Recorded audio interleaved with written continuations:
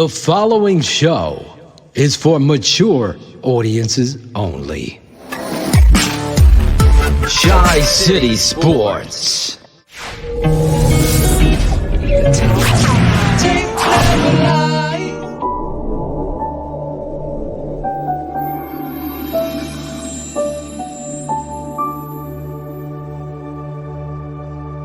How many times have we talked about this? Getting in the shotgun, a short yardage situation. If you're not threatening that edge, then why the fuck are you in the shotgun? Because it really makes no sense to run the ball, and you saw it rear its ugly head in this game. And then they ran, obviously, dash pass without the run threat.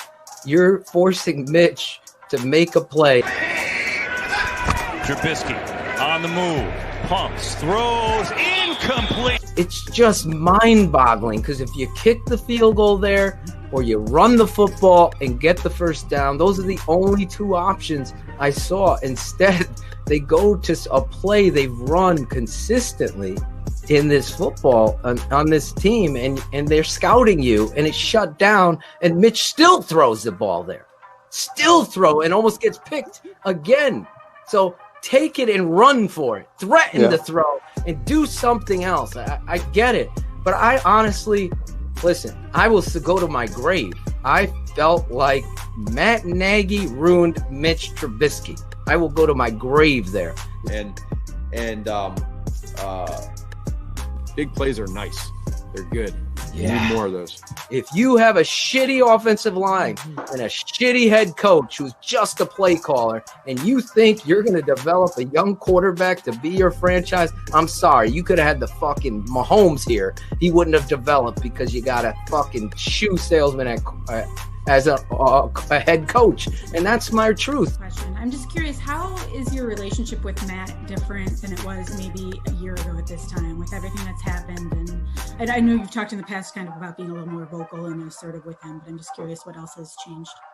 Yeah, it's good. We have open communication and dialogue about what I think needs to happen within this offense. And I think he has more respect for my opinion about things that I feel comfortable with that I think will help this offense and help do what fits us and what our guys do best. So it's just getting on the same page and having those conversations and communication and doing things that we both feel comfortable with his background and what I think will fit. So it's been good. We've rebuilt the trust and it's been positive, and I think that's been seen throughout the offense. And what I think is most important is just my continued relationship with him, and the other guys on the offense, just having that trust come back to life. And I think you're starting to see it more on the field and execution and how we got to practice every day and practice really hard for one another. Something.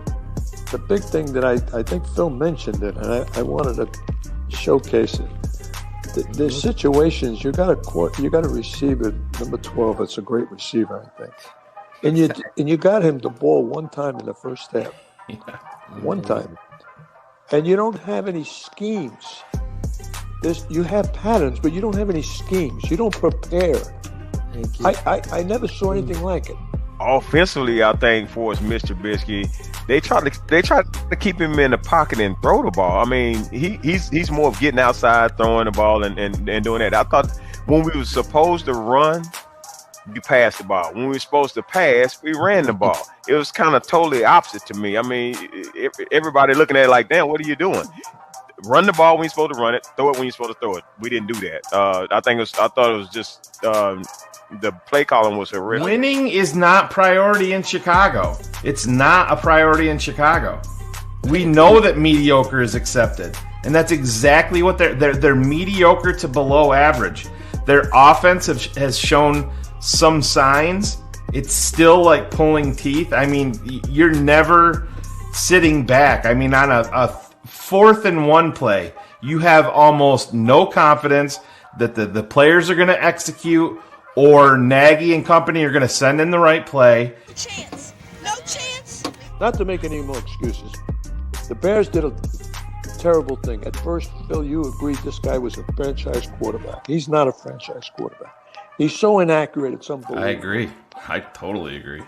And you got to sweep the whole door out. Big plays are nice. They're good. No shit, Sherlock.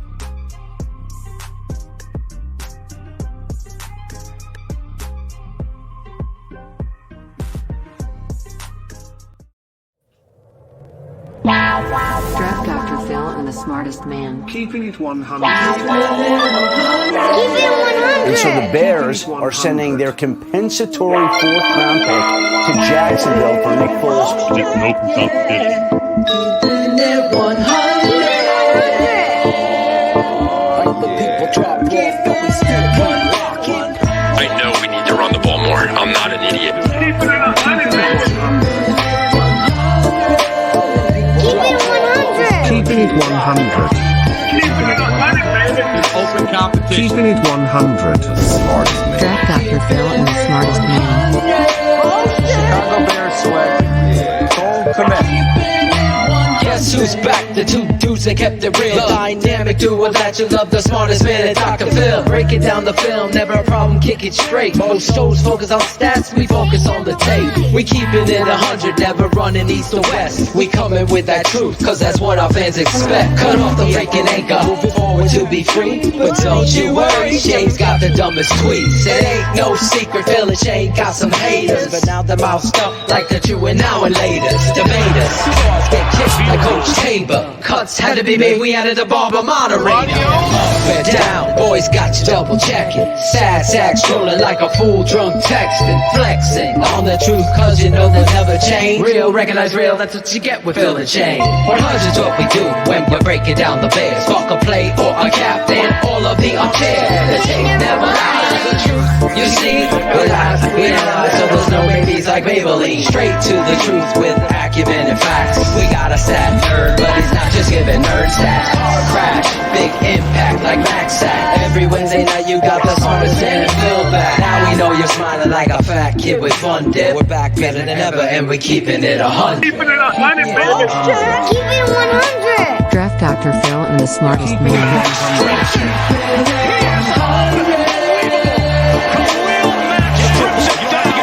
Keeping it 100.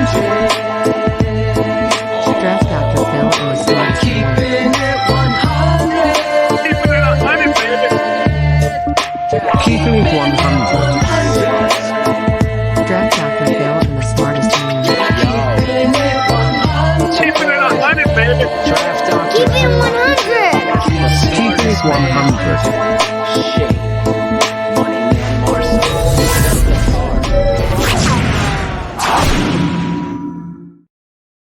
Yo, no Claudio. No Claudio, yo, we're in the wrong place. We're in the wrong. There we go. We're in the wrong style here in the background. Everything's going crazy. Oh, falling apart. Claude doesn't show up and we don't know what's going on. It's pure chaos. We have no producer. We're taking resumes. Resumes.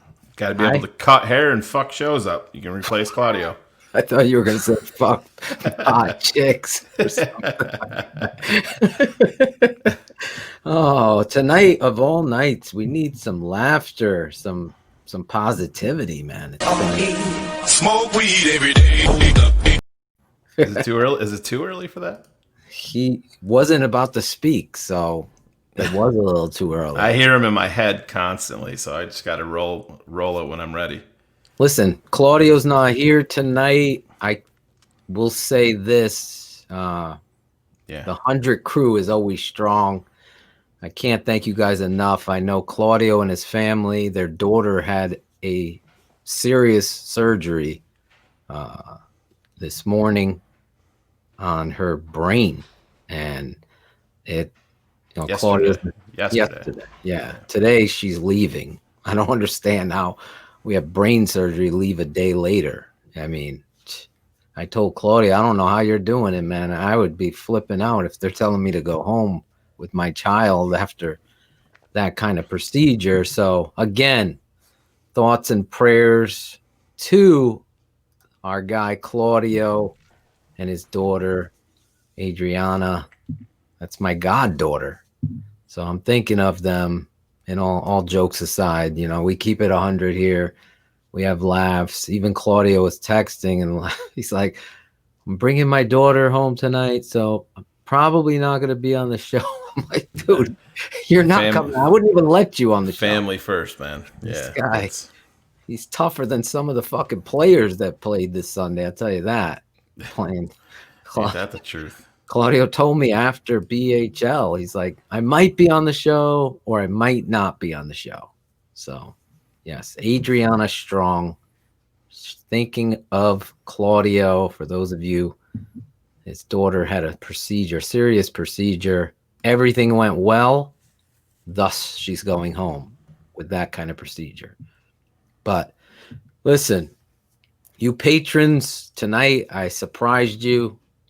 Released the tape Never Lies. Just trying to get it out earlier today, but so much is going on in this world, in our country, as well as in our lives. So wanted to keep you entertained. And then tonight, going to be entertaining you with a great show. We got great guests and great people to enjoy something that I'm not sure how to feel, Shane, real quick before we get to our guests. Because for me, and we got to go back before we go forward, you know, like a good defensive back, you got to get in that back pedal.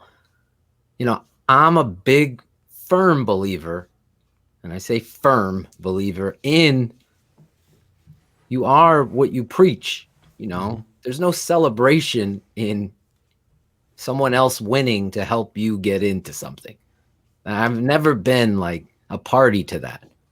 You know, I understand clawing and scratching, and I just don't like the rhetoric of the head coach. And I want to see how you feel, and then we'll get into it with our guests, saying, well, we made the playoffs and that's the goal, and we did it. And for me, you know, I look back with me, you, and my father, and then Lemuel Stinson, former Bear, and we're all sitting there watching this coach not take any kind of responsibility of what happened at Soldier Field with the playoff control there. I still can't believe it, to be perfectly honest. How about you? Are you over it? Are you like, hey, we're in the playoffs, fuck it? It's a slippery slope, Phil. I totally get it. I mean, I see. I'm never going to be upset that we're in the playoffs. I mean, I can sit here. I'm a regime change guy. I want the toilet flushed and these guys to go find a new pond to swim in, not in my pond. You know, building my team. But at the same time, we're in the playoffs, and you think that I'm not built the way that I can go into a Chicago Bears playoff game and ever be pissed off or negative and root against my team. I'm not built that way ever. But I totally see the other side of the fence because, listen, Matt Nagy, as a head coach and as a leader, I understand coming out and you're going to give the rhetoric and the same old of, hey, we got into the playoffs. That's true. But there's also nothing wrong with Matt Nagy coming out and saying, hey, we're lucky to be here. Yes. After going through a 6-game losing streak. And we're not going to stay here long unless those guys back in the locker room and myself and my defensive coordinator and everybody get on the same page and put it together on the fucking field. There's nothing wrong with saying that. You know, that's holding yourself accountable. That's what is being a leader. And that's what I do not hear. It's a lot of empty rhetoric. It's a lot of me seeing Akeem Hicks jumping up and down to get motivated for 2 plays and then fucking take 6 plays off. That's the shit. That's Eddie Jackson going on Twitter and saying they're not targeting me, and then he's dropping game-altering interceptions. That, you know, enough with the empty rhetoric. Go out there and be a fucking leader, because I don't give a shit. You know, we'll talk about this with Shawn when he comes on, and he knows that you get into the fucking playoffs, Phil. Punchers fucking punch. You can knock anybody out. Oh, yeah. You can knock anybody out, and it takes a few people out. It takes one game to light the fucking fuse, and shit can happen. And the talent is there. It's just never been all pointed in the correct direction, and that includes the coaching staff, because everybody can throw bullets at Nagy, and this issue with Chuck Pagano, Phil. I mean, Brad Biggs came out today and said that it's people aren't saying that it's misguided for people to want Chuck Pagano gone. I see no way possible you can defend Chuck Pagano and the situations that he's schemed and put a lot of these players into. It's it's unfathomable. It's a lot to get into. I want to hear what our first guest has to say. He's going to be with us for a while tonight till he has to go. He's giving me a curfew. I'm not used to that. I give out curfew. He's got to get to bed before some asshole butt dials him at 4 a.m. Let's bring him on in the way we know how. Here we go. You can find this guy every Monday, Wednesday, and Friday, hosting Shawn and Maya in the morning from 9 a.m. to 12 p.m. Central Time. His knowledge of sports is matched by few in the industry. Having played football in college and professionally in Italy and semi-pro for 15 years. He was a league-leading rusher in the Italian League in 1994, beating out Paulie Walnuts. 100 crew, please stand up and give it up for the 2013 Mid-States Football League Hall of Fame inductee, Shawn Sierra. Oh, there he is, our guy, the Paisan, the Puerto Rican Paisan. The Black back. Oh, Blaxican. What's going on, fellas? How we doing this evening? We're gearing up for playoffs, man. We can, I guess, playoffs. Phil and I were playoffs. See, I told just you. talking about that. It's going to come in handy tonight. Yeah, you almost deleted it. I said, "Don't." I said, hey, we're in the playoffs. You want me to launch that? But yeah, no, it's these playoff appearances as Bears fans are far and few between, and I don't give a shit if you're 8-8. If you're there, like I said, you always have a fucking puncher's chance. We played this Saints team earlier, and as screwed up as this Bears team has been, we still lost that game in overtime.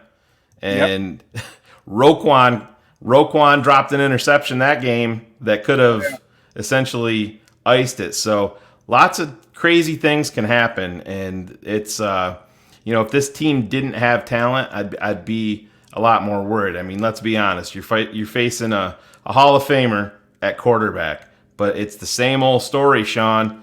You gotta go at this guy, and you have to let him listen. He's coming off broken ribs. You have to make your presence felt each and every down, even if it's a little bit late. Yeah, we'll be like I said on the last. We'll see you in 40 seconds, Drew. Mm-hmm. We're gonna meet right back here. Oh, yeah. That's the way you let your presence be felt, and that's what they need to do. You know what? I said it on my show. I'm coming after your ribs, Papa. I'm sorry. If you're healthy enough to play, and I don't mean in a cheap shot, but I mean. And first of all, you can't go at the head anyway. So you know what? I'm putting my face mask in and ribs. You broke 11 of them. So any of them, you're gonna have a good shot. I'm going for number 12. Smack dab right in his side, face mask, shoulder pad. Okay.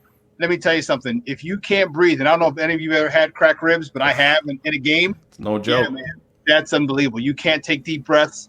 So I'm coming after him. If you're out there, you're fair game. Tight pads up here. And you're trying to breathe, and that rib is not cooperating. You're like, you feel like you're gonna die. Really. Short, quick breaths. Really, all you can take. It was the first. I had cracked ribs the first time we went down to Florida for the national championship. We had to win our league championship, and then we were. If we did, we'd be invited down to play in the national championship. So it was January. Would have been January of 2006, actually a week or two before the Bears went down. And that's when I had the broken ribs in that championship game, and we were trying to run the clock out. And I didn't want to tell the coach because I'm like, there's no way in hell that they're putting this backup running back in there when the game's on the line. I said, there's no way, because I fumble like twice every 3 seasons, and I just don't fumble. I never fumbled really, but I'm like, I'm not putting up to this backup, no way. So I know how cracked ribs feel, and it's going to be tough especially if he keeps getting hit and hitting those suckers. Yeah, I'm coming after him again. No cheap shots. You know, I'll even take a 15-yard penalty if you drive him into the ground once. You know, Sweep shoulder the pad leg. first. Hey, sweep the leg. That's right. Hey, Yeah, don't care a lot more. get him a body bag. Put him in a body bag, Johnny. I always hated that's- that kid when he Yeah, said. Well, let he's me ask dead. The Shawn, body bag. I think he's dead now. on the Kid that show. He died. I don't want. I spoiled. Sorry for those of you who haven't seen. No. But I'm saying that in the original movie, get him a body bag. That kid. Yeah. He died in real life. Oh, he did. Yeah. Oh, a couple well, years the ago. actor. I don't want to.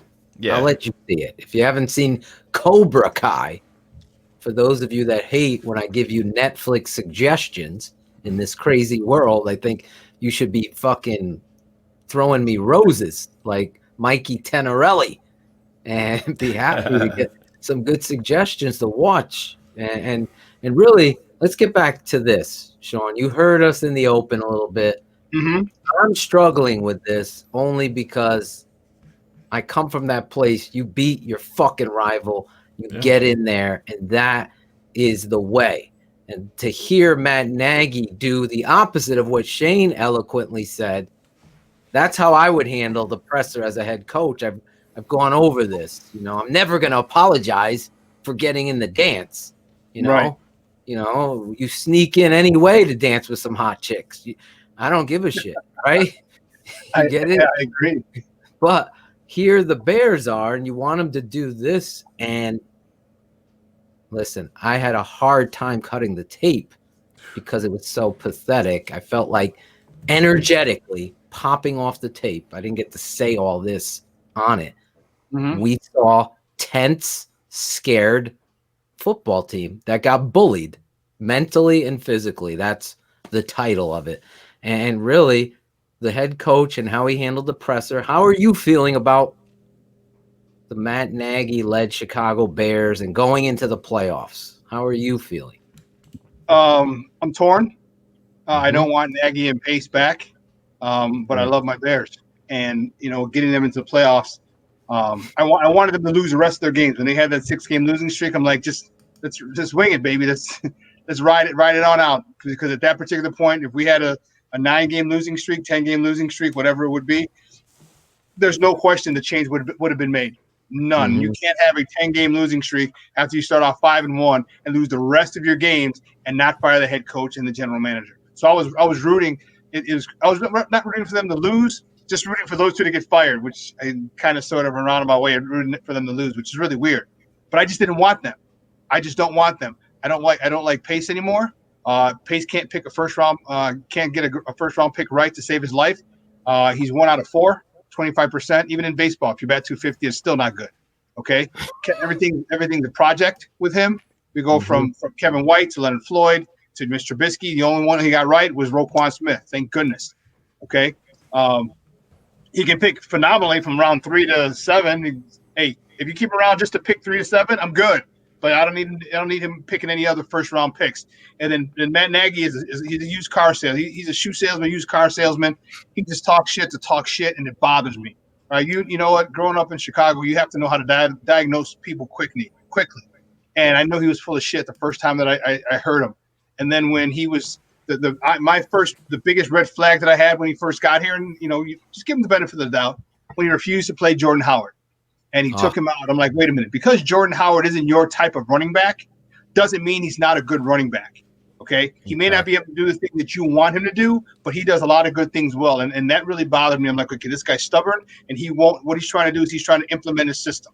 I've been there my senior year in college. We had a new staff. My head coach, Mark Duffner, went down to Maryland. We got a new guy, Peter Voss, who had come from Notre Dame. And let me tell you, every freaking practice he told us he had come from Notre Dame. And he would tell us all the time, oh, I called the play that Jerome Bettis ran wild in the Sugar Bowl. I can't tell you how many times he said that. Okay, just arrogant, pompous son of a gun. Okay, I think that was the last time Notre Dame was relevant. Oh, roll tide. Low, 1 point. Oh my God. I'm torn, man. Like, I love seeing my Bears here, but I don't like the way they got here. Eddie Jackson's been playing like shit the last half of the season, if not more. Okay. the Mitch. I like what Mitch had been doing up until that game. Here's the issue: when we found out, and we had known it, and you knew it, that Nagy was calling some of the plays, even in their little win streak, because you can tell what a Nagy play is, and you can tell what a Bill Lazor play is. And you got the tight end jets reverse sweep on the goal line. That's not a Bill Lazor play. I've got to be the smartest guy in the freaking world call, and that's Matt Nagy. So I'm torn, man. I really am. I'm happy that they're in the playoffs, but I don't want them back. And I was talking. I had JJ Stankovich on the other day, and firmly he's like, "Yeah, Nagy's back." I'm like, "Son of a bitch, man!" I'm like, the only reason I would have kept Nagy is if he could have kept his dirty little grubby fingers off of the offense, because Bill Lazor had Matt Nagy had Mitch Trubisky playing well, okay, despite himself, because Mitch still wants to throw in a triple coverage every once in a while. But Bill Lazor had him on task, and now that you can't serve two masters, you can't have two different people calling the plays. Oh my God, it's horrible. It's so bad. And let me say this, because I watch the tape. I break it down. No one does it like we do here. You know that. I'm a huge fan of what you do and how you analyze the game of football. We connect there. That's why I love when you come on the show, because, you're preaching to the choir here. But when I think about Matt Nagy, the history of Matt Nagy, let's just be honest here. Okay. Is this guy a good offensive coordinator? Who was Matt Nagy? This goes back beyond the grubby little hands. It goes back to the good old boys network. It does. Andy Reid says this guy is really great. He's never been a head coach. He's learning on the job. And now we're in this position where you document 5-1. Shit hits the fan. Nick Foles can't fold laundry. And now you have to go back. The ironic freaking thing is the two guys the guy overlooks. Well, there's three of them. Riley Ridley is just the redheaded stepchild. He doesn't even get to dress. I think he's a lot of practice at Hallis Hall. He's on the virtual reality machine every day.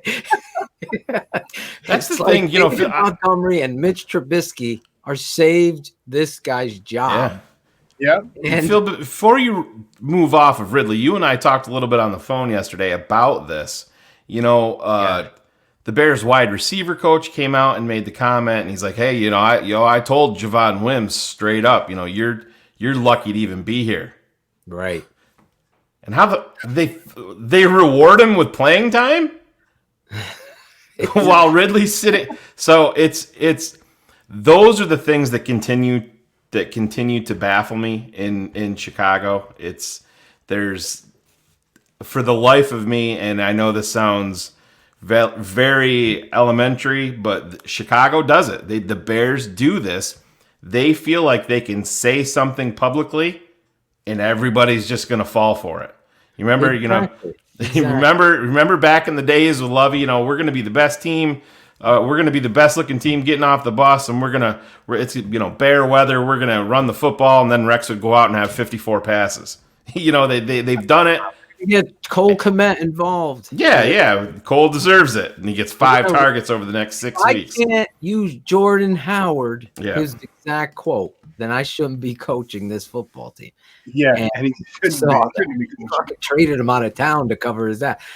The stories that I hear over and over with Matt Nagy play themselves out on the tape. So I had this one guy, I think he's in the chat, like chatting at me and trolling in his thinking. Like this network, what is it? What did I call it? The definition of this network is no narratives. That's the mission statement. The players create the narrative. I don't have any personal issue with anybody on the team that plays hard. If you're loafing Like Allen Robinson, is anyone questioning whether he's a good receiver? Probably not. Is anyone writing a negative story? No. This network is, because tomorrow, if you're not a patron, if you're a patron tonight, you see me lambaste Allen Robinson because he's walking. He's not blocking or stalk blocking. In fact, the play that Darnell Mooney gets hurt is the most disgusting play you'll see, because Allen Robinson pulls the Anthony Miller look up to the sky because I didn't get the fucking ball, and it's thrown to Mooney, and Mooney breaks a tackle, breaks another one, is coming down that sideline, and Adrian Amos is in front of Allen, and all Allen had to do was block him, but he looked up in the sky. Fuck, I'm selfish as shit. That should have went to me. That kind of attitude.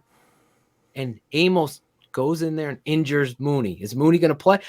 All those things matter. That's a head coach. That's a receiver coach. Get your fucking ass over here. You block to the fucking whistle. You don't block. Get the fuck out. That's how I coach. That's how I live football. My son. Anybody I gonna learn. That's how you were brought up, right? This coaching staff is bullshit. You want to, JJ, I love JJ. You want to see this team win? It's not happening. Dom, whatever your name is, Dom, with Nagy. It's not going to change. There's no accountability. No. Until there is, you are going to see the same product. And you know what? No narratives here. He changes that, and they go out there every play on offense. I counted a mistake. Every play. Is that the players, Shawn? Yeah, part. But the coaching, fundamental teaching, this stuff could be fixed. And it's been going on for years. It's not like, oh, this just happened against the Packers. And I'll tell you this. My buddy Greg Braggs called me today, and we were talking for a little bit.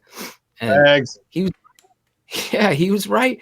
When he was talking, he's like, you're right, Phil. I go, what am I going to title this Tape Never Lies? Because I always like to do a creative title. I asked Shane. I asked a friend of the show, Ryan Cox, too. Broken.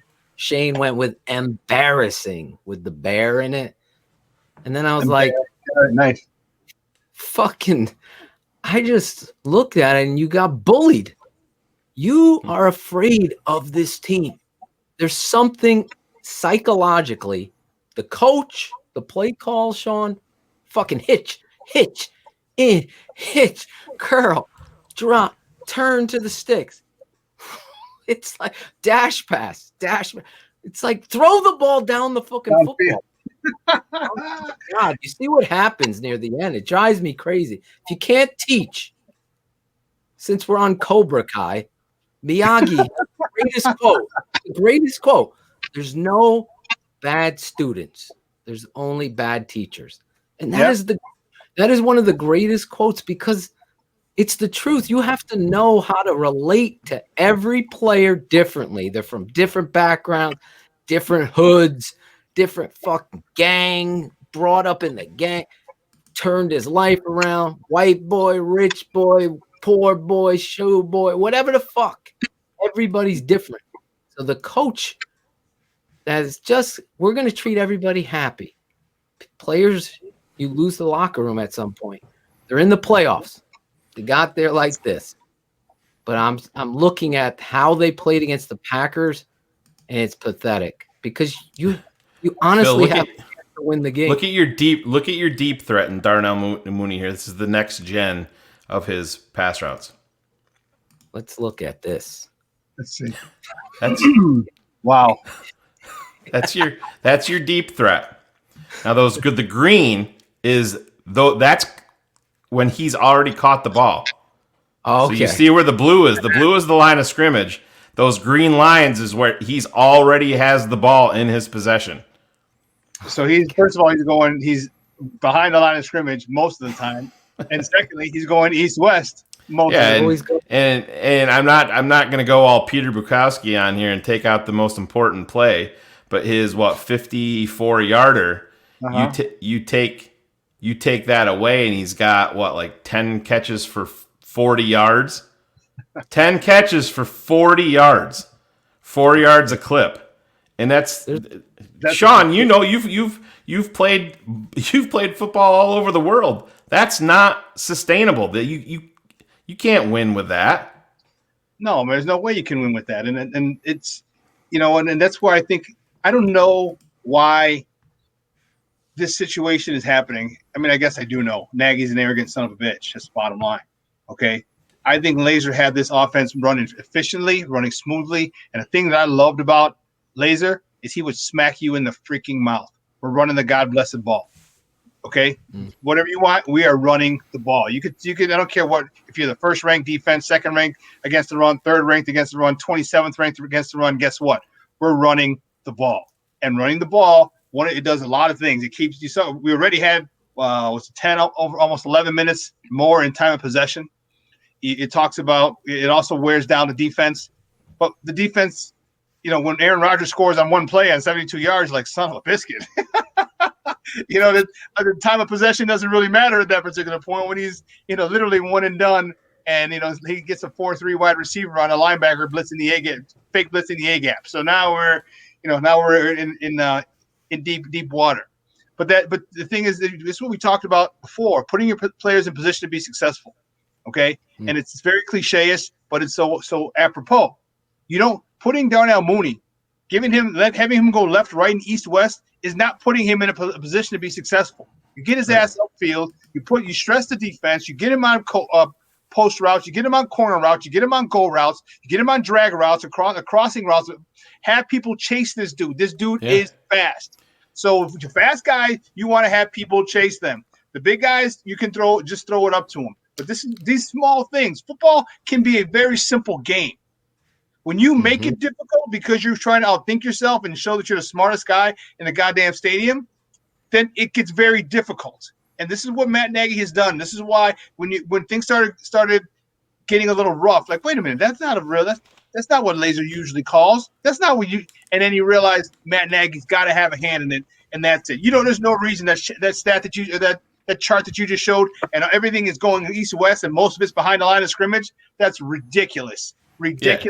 And that is an indictment of Nagy sticking his dirty hands in the offense. It is an indictment of the coach, but I mean, I will agree with HL Priest there too. I think it does show a lack of confidence in your quarterback because Mitch struggled. Yes, he connected on the one deep ball, but he does struggle with the deep ball, and he's not super accurate with it. A lot of times it's unplayable and it's out of bounds, but you guys can speak to this, and our next guest can speak on this too. Sometimes the deep ball is effective even if you don't connect on it. Bingo. Because it's keeping the fucking defense honest. And when you're not even attempting it and you're running these little 3-yard, 4-yard, 5-yard curls and these little hitch routes all day long, the defense doesn't have to do anything. They don't have to do anything. You're taking a mediocre defender and making him a fucking all-pro. You're taking an all-pro defender and making him a Hall of Famer. Right there on the field, just because of the way that you're dictating this offense. You have to stress the defense, even if you don't complete the pass. Yep. Before we go to our next guest, here is what I thought Matt Nagy and company decided. We are going to dink and dunk and try to keep Aaron Rodgers off the football field. That's where their game plan was. Instead of being aggressive and being you and all that stuff, that's where their game plan was. Thus, when I'm watching this and I see this fear and what they kept doing with those patterns, it's good to see it on a chart, is the one pattern, put that up again, where he runs the deep out. I put this play up on the Tape Never Lies this week. You and patrons could see it right now. It runs a deep out. And you see it. No problem. I thought you deleted it. Yeah, I took it down. No, I'll get it. All right. So he runs a deep out, Mooney, right? And Mitch doesn't throw the ball and anticipate it the right way. Yeah. And what happens is Leno allows his fucking guy to come through because he's soft as puppy shit. And Mitch can't get a great step into it, and he throws the ball awkwardly, and it freaking sky rises out of bounds. If that's another NFL quarterback that anticipates, steps into it, and it's going to take a shot. You're going to fucking take a shot. This isn't an excuse for Mitch. Right. That's why you get paid. And you deliver that. See that out to the 20? Yep. That is where he should have thrown the ball down low. He's got King beat on that little out. He pressed him. King turns his back, and that's an NFL throw. He misses it. In fact, Mooney jumps in the air about 12 feet, and he gets pushed out of bounds, almost gets hurt. Right. Mooney was taking some shots in this game. But these are the things. And then the other one where he completes he throws that ball like a fucking grenade launcher. I swear to God. And you see it again, our left tackle and our tight end, Jimmy Graham. I think it was Allen Robinson. Sorry. It's Allen Robinson and Jimmy Graham. They don't give a fuck. This is the Packers. This is playoffs on the line. You know what they do? Patty cake. Bait. They just, and Mitch sees it and just fucking throws a grenade. And this kid, Darnell Mooney, eyeballs that fucking football and just pulls it in. And I think he got dinged up a little bit on that play. You could see it when he got up. I don't think he was right. He's 100%. That was sky rising catch. That was one of the great catches you'll see. Yeah, that was dope. Especially if you've seen pictures of it where they got it. He's at the DB. They're both in the air. DB's falling backwards. He's falling. He's got the ball in his hands, and it's a beautiful, beautiful thing. See, the thing that I don't understand. See, like when you talk about Joe Montana, you talk about Tom Brady. They didn't have the Dan Marino arm. They didn't have the John Elway arms. So what did they do? They threw it to a spot. They threw it to a spot that you have to get to. Okay, and that's what they're not teaching Mitch. Like, okay, if you see pressure coming, and you realize that you might not be able to, you better get that ball to that spot so that receiver can get there and run through it. Now, if you have to throw it sooner, then obviously you don't put as much mustard on it because it's going to go past them. You have to loft it a little bit, put a little air under it. Okay, right. You just have to throw to a spot, and that'll take away the high throws, the low throws. Get to a spot, and why they're not teaching him to do that, I have no idea. Because if you saw it in the open, and we're going to get to our guest, I'm sorry to keep our boy waiting. My father said it perfectly. There's no scheme. It's just plays. That's the difference with NFL teams like you're talking about Tom Brady.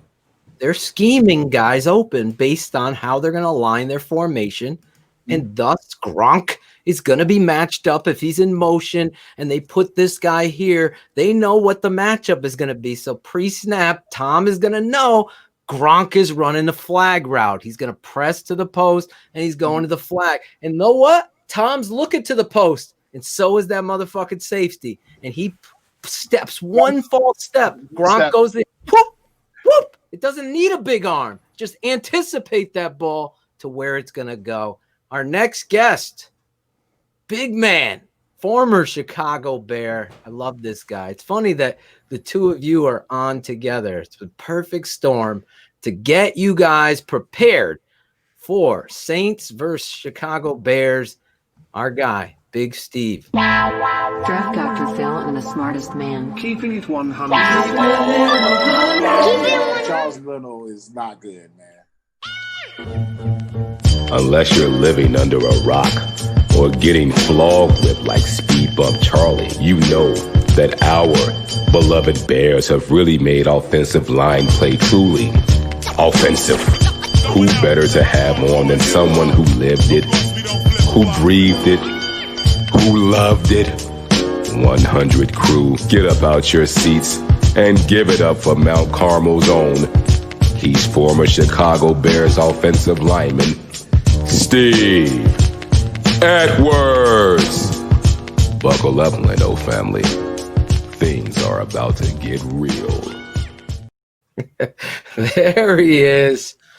Big Steve, what's up? Oh, you're muted. You're muted. Got it that mute. Yeah. Okay. There you go. I'm in the game. There he is. I was in the Twilight Zone right there. I don't know Yeah, we threw a flag, 15-yard penalty for muting. We're gonna give you a 5-yard penalty. Hey man, why you got a St. Rita guy? Easy there, Carmel. Easy there, Carmel guy. Easy there, Mount Carmel guy. The Catholic League. The Catholic League. Someone's in here knowing about you two. Yeah. Sammy the Bull. Look, where did he go? There he is. Sammy the Bull saying Catholic League. There they are. Yeah. You two know each other pretty well. What a perfect night to get Bear fans and 100 Crew fans fired up. We got a football panel tonight with passion.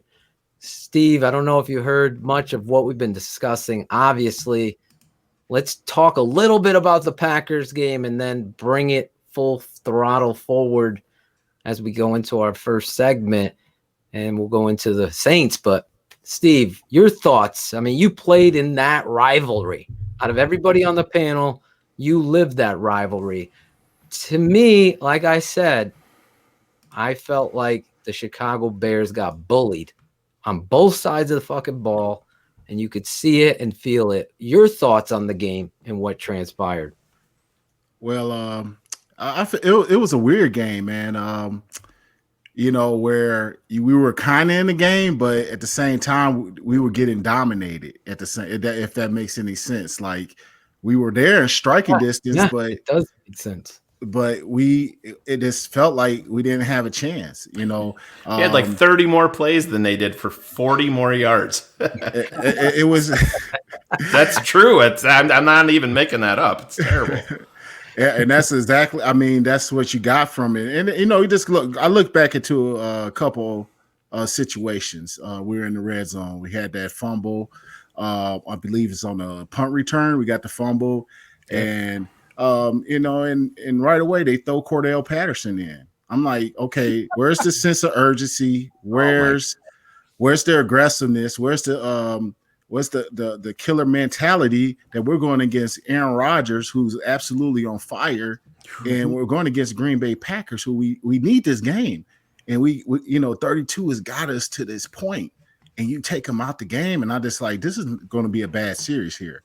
And then I believe it was 33, and we go shotgun. I'm like, and then we run the ball. I'm like, well, get under the dang center, I felt like Nagy had his hands all over this game plan to this last game, and his ego. It seems like he can't stand to see the success that they had up to that point, and then when it got to the big game, I just felt like I saw his hands all over that game plan, and that was a Nagy move that we've seen in the past. And then it was another situation where we were down there, and I think it was the 4th and 1 we decided to go for. Did we go QB sneaks all the way up to that point on 4th? We had two downs on that one prior to the one that they went to Allen Robinson, and both of the two that they got were quarterback sneaks. Yep. And I knew in that situation they were going to do something silly, something stupid. And they do a quarterback waggle, which we did not execute. Jimmy Graham was supposed to come down the slant to pick Allen, but like forget all that. We didn't execute, and that's another big thing. Like we can't execute in the big time moments. You can't simply do the right assignment. But on 4th and 1, let's play the percentage game, man. Like even if you didn't go with a quarterback sneak, get a ball to 32. He's more likely going to break a tackle. That's what he does. Damn. But I just like, we're not ready. And from the top to the bottom, we're not ready. And they showed up in that game. And, they kind of like, it felt like they toyed with us. And then when that was all said and done, it was like, let's go ahead and put these guys out their misery, which they did. You know what? Nice. Was that they don't do, and this really bugged me. Okay, if you're going to run that waggle pass, then that's fine. But do it to Allen Robinson early. And here's how you set up a play. Okay, you run that play and you tell Mitch you must hit him on the outside shoulder. I don't give a damn if you overthrow him or you miss him. Okay, in the first quarter, second quarter, third quarter, I don't give a damn. But it has to be on his outside shoulder. Okay, because what's going to happen is you do that on 3rd and short, 3rd and 3. Okay, and then when they see it again, they realize it's coming. So now, but instead of him running it out, he can run it what we used to call a disco route. he'd break out, but then stop and come back because all you need is to catch the ball at that particular point. But you don't set up the play.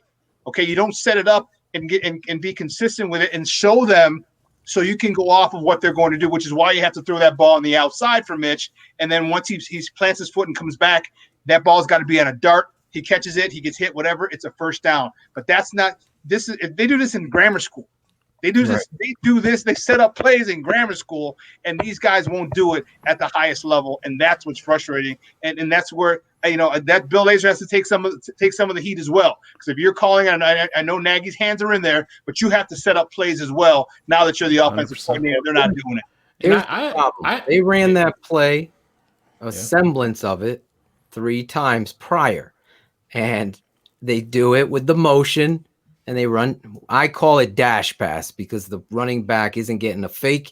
He's chopping the last defender on the line of scrimmage, getting him down. I think Steve's 100% right.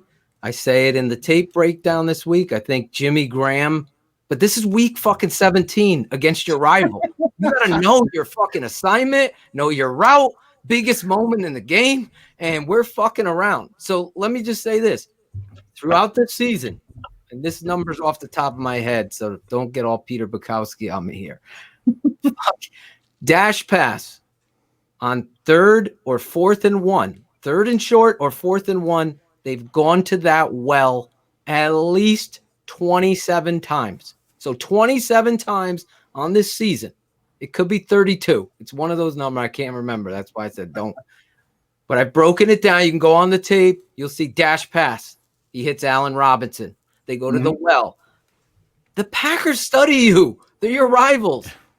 They see you in the shotgun, Steve, and their fucking back goes that way. It's dash pass. If the back came back, now there's a threat of run.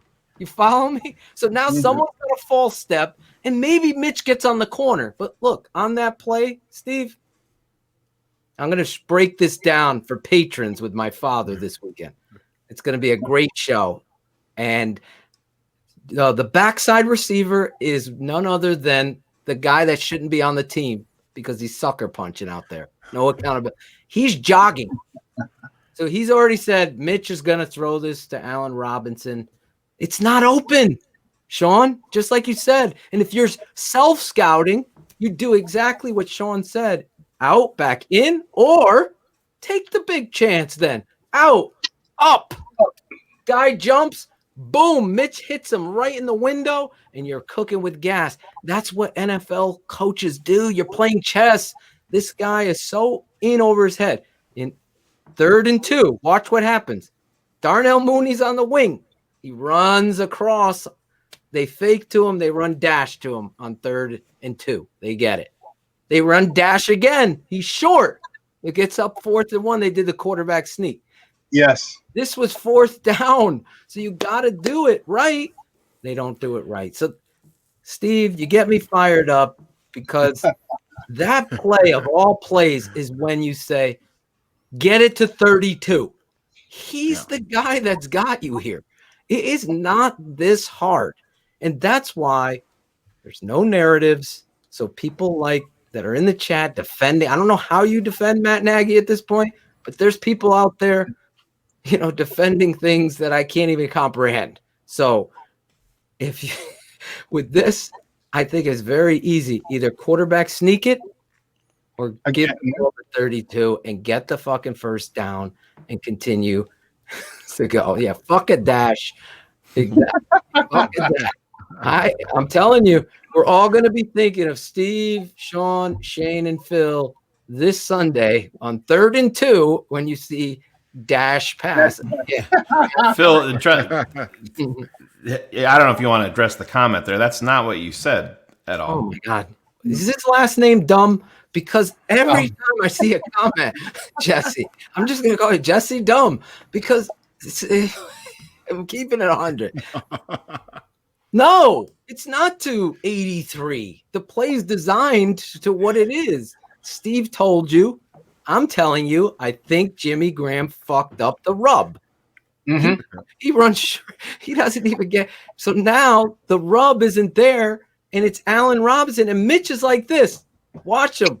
He's like pumps. Right. And he's like, fuck it. Wim's job is just to do his fucking job and sell it. Wim's job is to continue to sprint. Yeah. Right. Throw your hands up in the air to help your quarterback. It's called safety valve. That's why you run the route. Yes. From the backside for you. Hey, guess what? Remember that play Eli Manning won the Super Bowl with? Was that play designed to catch off his fucking head? No. He escaped from the pocket. He's telling you right now, Jesse. He literally just told you why. Oh my God. But it goes back to the fact, and I've never been a big fan of this, and I understand if you wanna take more off of Mitch's plate, but having one option on such a critical down to me is a colossal mistake. And I mean, that's something that we continue to see with this coaching staff time and time and time. How many times have we seen 3rd and 1 and then they go empty? Oh my God. And Mitch is in the shotgun. It's 3rd and 2 empty. It doesn't make any sense. Percentage is like 60%. Like it's that scary. 50%. You know what I really miss seeing? And I don't know if they want to do it because Mitch, I'd really love to see you just option the defensive end. Okay. Just go inside. God, I don't understand why it hasn't happened, Shawn. Big Steve, you know what you do. You just come and you crash everything down, leave that end man at the line of scrimmage. You get that backer so he doesn't, and then the quarterback goes right he should go at the inside leg of the tackle where he lines up initially, and to force that, because what they don't do, because they've optioned a couple times, but what Mitch does, he'll take 2 steps and then pitch it. Well, the guy doesn't even have to feather anything. The guy's like, he waits for a half a second and the ball's in the air, he can go make the play. But if you come downhill at the inside leg of that tackle where he originally lines up, that defensive end's got to make a play. Right. He's got to make a play. He's got to decide. And once he commits and once that shoulder turns, now you pitch it, and there's no way that dude's going to get it. And, run it to the short side, run it to wherever, depending on, just see the numbers. Look at the numbers when you get to the line of scrimmage.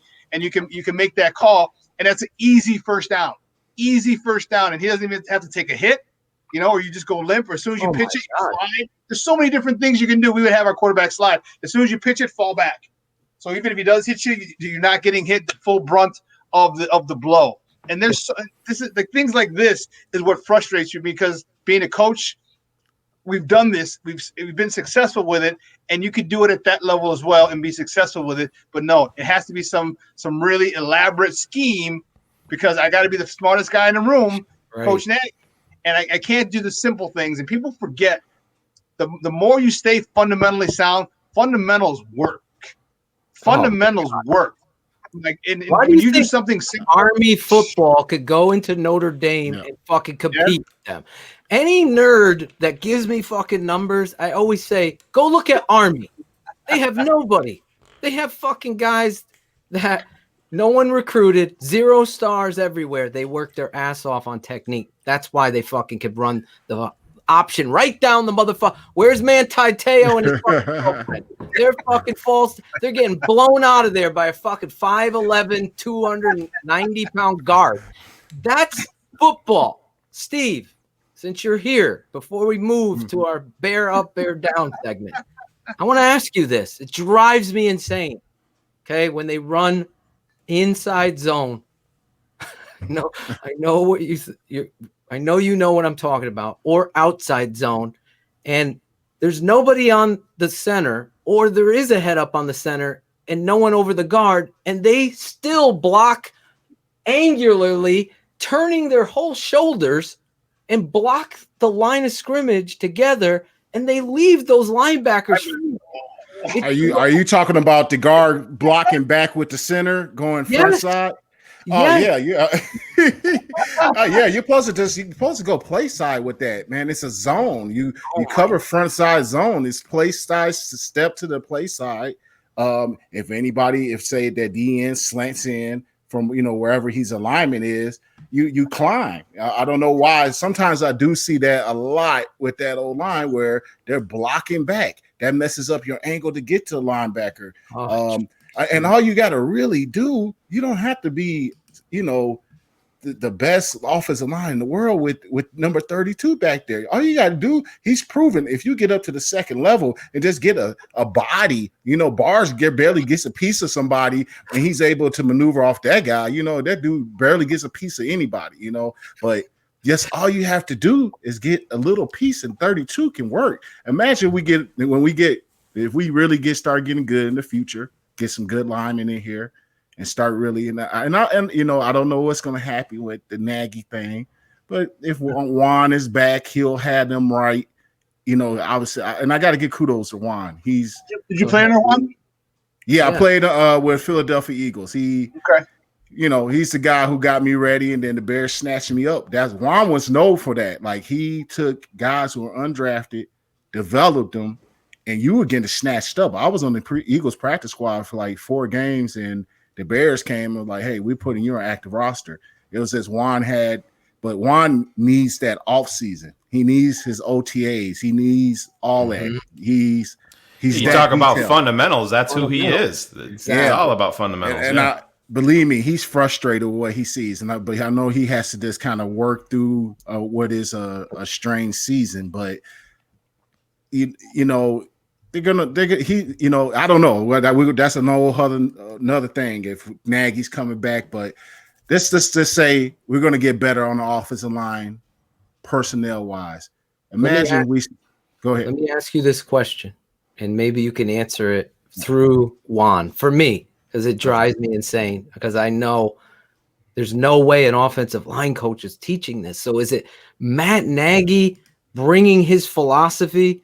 Because I know through a future Hall of Fame center who had a certain head offensive line coach that I believe too, Harry Heastan, and it's somewhat gray, but we'll just say that he's expected to coach Nagy's scheme. So is Nagy saying to Juan, hey, this is how I want it blocked? And Juan can't fucking go crazy and be Juan and say, no, we're just going to get up on the second level, get the backer, let 32 cook. Okay, here we go. You open up a whole can of worms here. Let it fly. Let it fly. Give it to him, baby. So I've been coached under by both of them, Juan and Harry. Oh wow, nice. And Juan, I think Harry, the reason, and Harry's one of the top guys, right? The reason that they didn't say this, like, hey, we're just part of the scapegoat. I think Harry's a strong-headed guy. You know what I mean? I think there was some disagreements on blocking schemes. Oh yeah, they said there definitely was. Yeah. Harry's a smart dude, man. He knows that run game. He knows how to scheme it up. He knows how to game plan for it. His track record speaks for himself. At Notre Dame, all the guys that he has in the NFL right now. I think there was some disagreement there, and I think Juan, he's just doing what he needs to do. I think Nagy's telling these guys this is how he wants it blocked up. These weird angles. It's dry. I know you and I text, so I'm throwing you on the spot, but that's what we do. We keep it 100, and you are family. Like tonight, we got family on the show with Shawn Sierra from Maya and Shawn in the morning, and our boy Big Steve, who's going to be a big part of this network moving forward, just coming on and helping break down offensive. I've been talking with Steve about doing some stuff with me on the film side and stuff like that. So to give angles and perspective, no pun intended, on football and not having the bullshit narratives that are out there. I really believe I've been the biggest. I'm sorry, Shayne can attest. I called Nagy out for what I saw on the tape. That's where the story goes. It's not about I'm trying to be some fucking wannabe, what's his name, Adam Schefter, and break fucking news. That's not what this is. What we want to do is have people learn the game of football from the ground up and also confront the truth to the McCaskies and to the media and to stop this bullshit that you see some of these guys selling. Like Shane's pointing out, I love Dan Pompei, but if he's throwing bouquets at fucking Matt Nagy, I got to bring Dan on here. He's talking to Adam Hogue, talking about Mitch playing himself into the franchise tag. I want to drive my truck off a bridge when he said that. Brad Pitt, I'm like, oh no, he said Dan Pompei said that to Adam Hogue and Adam Johns on their podcast. He said, I think it took some time for Mitch and Nagy to learn how to work with each other, and now we're finally seeing the fruits of their labor. And I'm like, Dan, what are you seeing? Yes, there's been a change, but to sit here and say that Mitch has played himself in plays. If they franchise tag Mitch Trubisky, you better blow this whole fucking organization up. I mean, good Lord. It's not good enough. He couldn't. Like you said, he had to dink and duck. He couldn't make the big throws when we needed. Exactly. Those wins that we got were against poor teams, and then we lost to a poor team in the Lions in Detroit. We're not good enough. We sneaked in. We'll see what happens. Yeah, we got to believe it or not. I think we snuck in. We're not that good. But yeah, we have a puncher's chance going into the game. Like we just don't know. Can happen. Anything weird can happen, and it will be weird. But you know what the franchise tag is for next year? What? If I'm not, it says $37 million. Oh no. Oh yeah, no. It's $37 million. Yeah, you can't. You can't do that. Yeah. Hey, man, I'll take Ryan Fitzpatrick, man, and then try to figure it out, man. You know, if I'd rather I'll go Fitzpatrick. He might, that wouldn't work actually because he's too smart. He would be like, "What is this you're running?" He's too smart, man. He'd have been like, "Man, anybody who's smart enough would like." They said Tom Brady. They said Tom Brady's having a tough time with Bruce Arians. He definitely would have had a worse time with Nagy because he would have saw how he's a smart dude. He's smarter than Nagy. He would have came in. At least he can respect Bruce Arians. So, it's just those Bruce Arians mouthing off in the media. He would have got it with Nagy. And what are you saying, Phil? They say he didn't like him. Is that he what you said? Listen, I have some friends within the Patriots, but Chicago called Brady. It is truth. Mm-hmm. They wanted Tom Brady to come here, not trade for Nick Foles. They wanted Tom Brady, and Tom Brady did not trust Matt Nagy to handle it the way Tom Brady wanted things to be handled. And sure enough, he's not here. And on paper, you put a Tom Brady with this offense and these players and the defense that was on paper. Obviously, people haven't showed up to the plate, but yeah, it was because of Nagy, and that's from a very, very reliable source on my end. Yeah, he had it narrowed down to Chicago and Tampa Bay. Is what my people were saying. Yep. And then the Nagy thing was the final straw. I was like, yeah, I can't do it. That's the rumor, Mandy, that he wanted the warmer state. The guy's a multi-millionaire, has a multi. Yeah, one of his main things, he wanted to be in close proximity to New York because that's where his son is there. So he wanted to fly a 2-hour flight to Chicago to New York. It's easier commute. But irregardless, it is what it is. I had a point and I totally forgot it. I'm so nerd alert. Do have a nerd alert, guys. We're gonna start up with another guest. This is a packed full of show. The playoffs are on the brink. Let's bring this guy in. Where is his thing, Shane? I don't see it. Did we delete it? I didn't. I know. Oh, there it is. He's probably pissed off because he wants a better intro. There he is.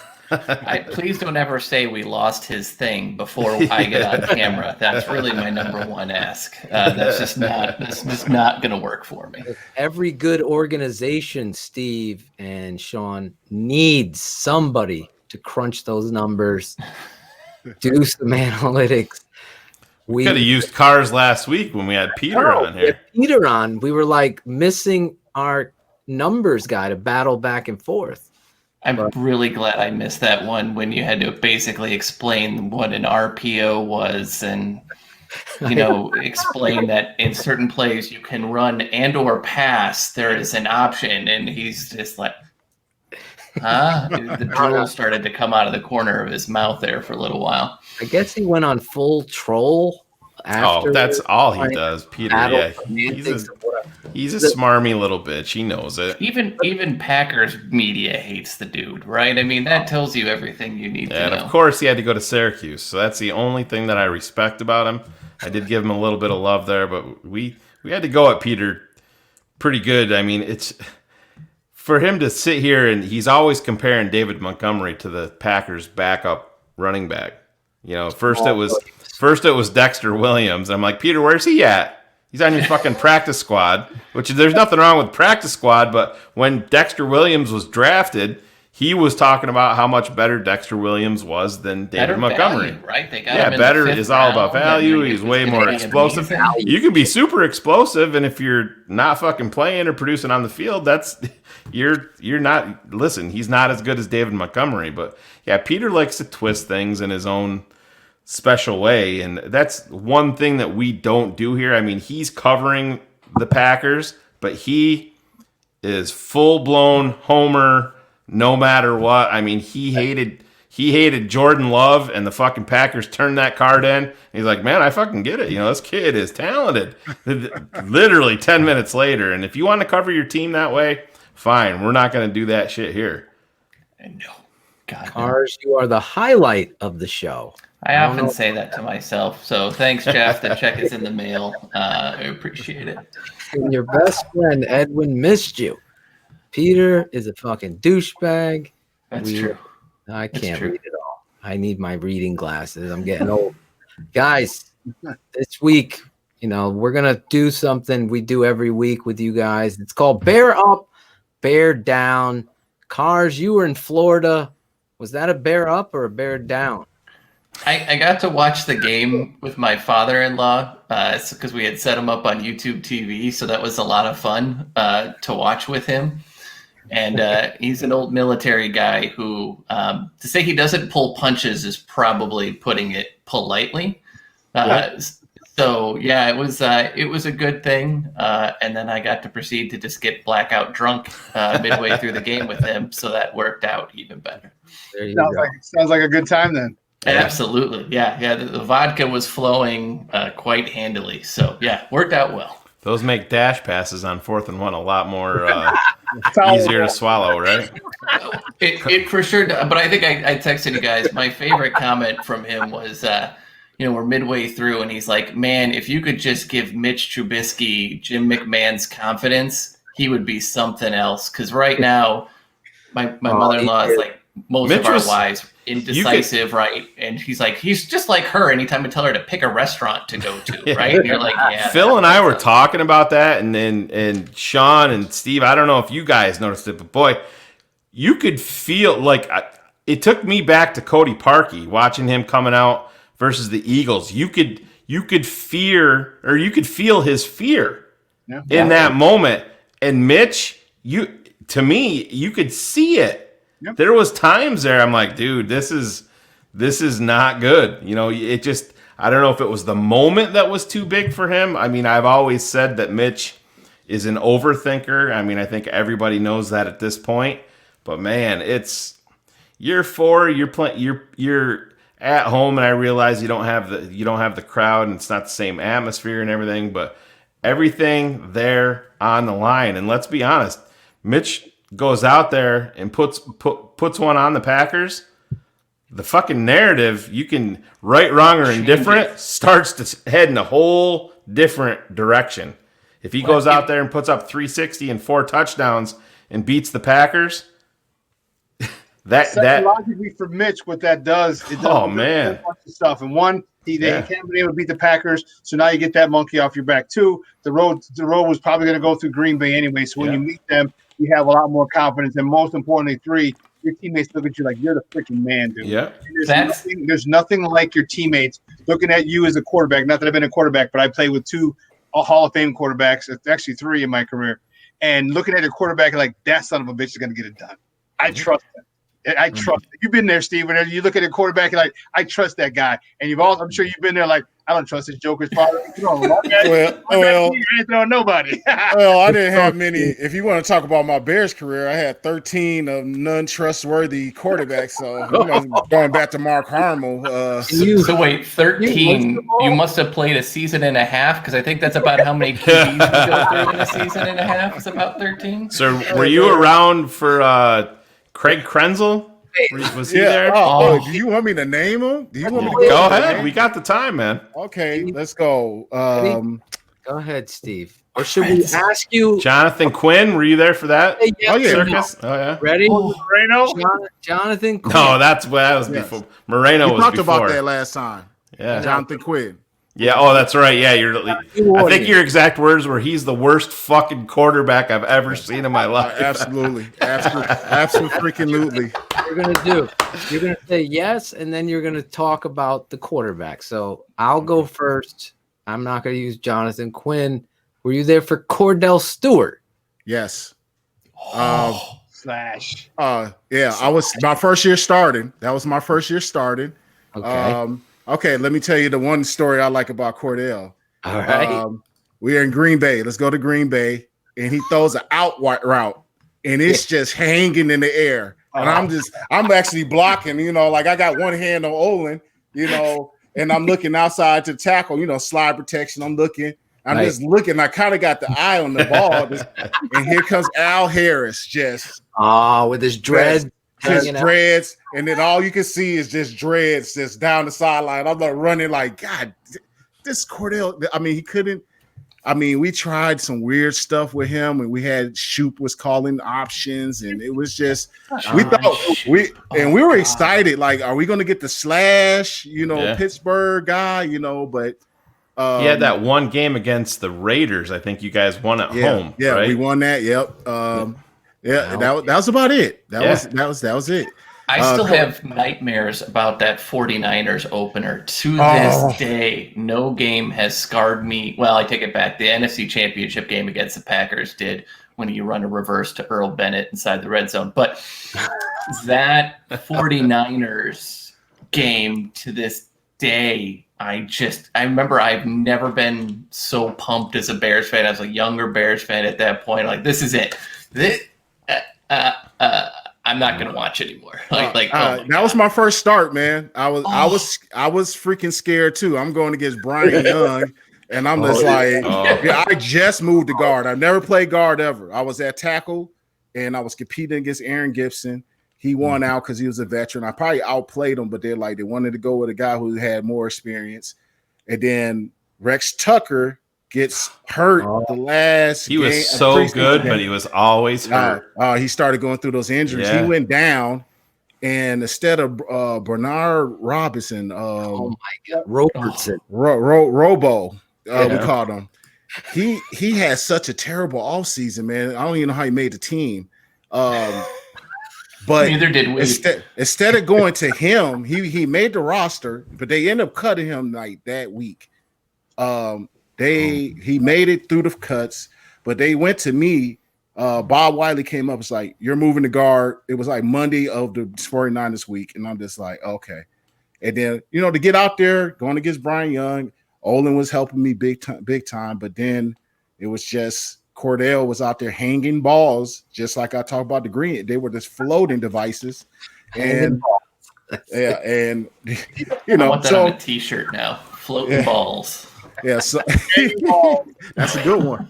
Floating balls. But better than hanging balls, right? Cordell, no. So you want me to say no, yes, and nay to Cordell? Yeah. All right. Real quick, because I know Sean Sierra, he's got to leave us in about 11 minutes. So I want to keep him real quick. You have a quarterback, Shane? Throw it at him. Oh, so we're talking. Jesus, there's been so many. Were you there? Well, did you play with Orton? Yep. That was his rookie year? Yep. 05? Yep. The players seem to love him. Oh yeah, he was good. He was a wild dude. He was just wild dude. He loved his Jack Daniels. I know that. Oh yeah, I remember he asked to stay at my house, and I had like he's down. I said, dude, he's like, can I crash at your house? I said, man, my daughter's, I was living downtown. I had like a 2-bedroom. I said, dude, like you're gonna have to go over to Gandy's house or somebody. Like you can't come Mike Gandy. Forgot about Mike. Oh, that's my boy. Yeah. Dude, I thought he had so much more, and they let him go to fucking Arizona, and then they just threw him away, man. He was so talented. I don't know what they were doing. Gandy he was a starter on the Arizona Super Bowl team. Yes. He was a versatile dude, man. Pretty good player, man. Real Shawn, I heard you say one name. You want to throw that out there, Adam? Who did I say? Moses Moreno. No, that was 98. That was before. It was about Craig Krenzel. Yeah. Oh yeah, Craig. Yeah, yep. He had that bomb against the Niners to Berrien. Craig Krenzel, that one game. I always remember that one down the left sideline. One, right? Yeah, I think so. Smart dude. Yeah. I mean, so this is what you can expect out of Craig Krenzel. I mean, he came out of Ohio State, basically handed the ball off to your boy, 13. Claret. Claret. I mean, that's all he did. Yeah. Made a couple key throws, but he was, just a super intelligent guy, but it just was, it was tough sledding that year. Alex Acevedo, our swag man. He is going to be sending you and Shawn some swag, some TTNL swag. He has your autograph from Bears training camp. He was down in Bourbonnais. He was down there. Lives in Bourbonnais, like right there. I think it's like the outside of Bourbonnais. Yeah. So he met you down there. I used to take the time to sign all the autographs I could because I didn't know when I was going to get cut. So I was like, might as well take all this in. When Urlacher and them just beaming by, I'm like, I'm going to live in the moment. They're calling my name. I'm going over here to sign all these autographs. 100. We got Shawn, the Superback Sierra, and our boy Big Steve. Well, Phil, real quick before we move off, so you were there when they drafted Rex then. Yeah. So don't you feel like he lost a lot of what made him? I mean, he wasn't the biggest guy, but he was sneaky in the pocket, just with little movements. But that all changed when he got hurt. He got hurt twice, actually. Yeah. I think he started to see ghosts. I think he wasn't real mobile, but I think he lost even a little bit more of that mobility. But speak on Rex. Yeah, I'll tell you about the 2 injuries. I was there for the 2 injuries. The first one was when he came in as a rookie. Yeah. I think he either replaced, since we had Cordell bench for Chris Chandler. Chandler was that year, wasn't it? Yeah. Then I don't know who he replaced, but those two were in front of him, and they were kind of exchanging between those two, Cordell and Chris. And then finally they gave Rex the shot, and Rex came in looking good, like, okay, this is our future. And against Kansas City, he got sacked or something. He broke his wrist. I forget. It was a non-throwing wrist. I think it was the non-throwing wrist. And then the second injury, I think it's the one that really was the key, was in Minnesota, and he was balling that game. We were really feeling. I think he scored a touchdown on the play he got hurt, didn't he? Yeah, I think it was a scramble. I think it was a scramble. Yeah, I think it was just a freak accident. And after that, man, it was just. I mean, the future was really. He had a lot of pop in that ball, man, and obviously, Rex's career is kind of one of those things, the judge up and down, but there were some injuries there that probably had some factors in preventing him to really hitting his ceiling. You talked to Claudio, our producer, who's not here tonight. Those of you checking in, his daughter had brain surgery, to fix a serious issue today. She's okay. They're going home, but he is the biggest Rex Grossman fan on the planet. So he's going to be listening to this show probably tomorrow and be like, damn, I was on it. I wanted to ask you about him. But anyway, I know Shawn's got to go in a few minutes. Shawn, I wanted to do bear up, bear down, but I don't want to keep you. So before we'll let you go, I want to get your prediction, though, before you leave, because we have a segment, bold prediction, at the end of the show. but I wanted to get you on the record here before you bounce. What do you think this weekend? What's your prediction? Bears versus Saints, wild card weekend. You mean to put the Clubber Lang video up when he says pain? Is that what you need, Shawn? Yes. Prediction? Pain.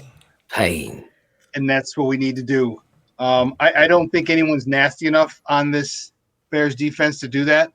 So since I don't feel anybody has enough dog in them to really go after and take out Drew Brees, and I don't mean it in a negative way.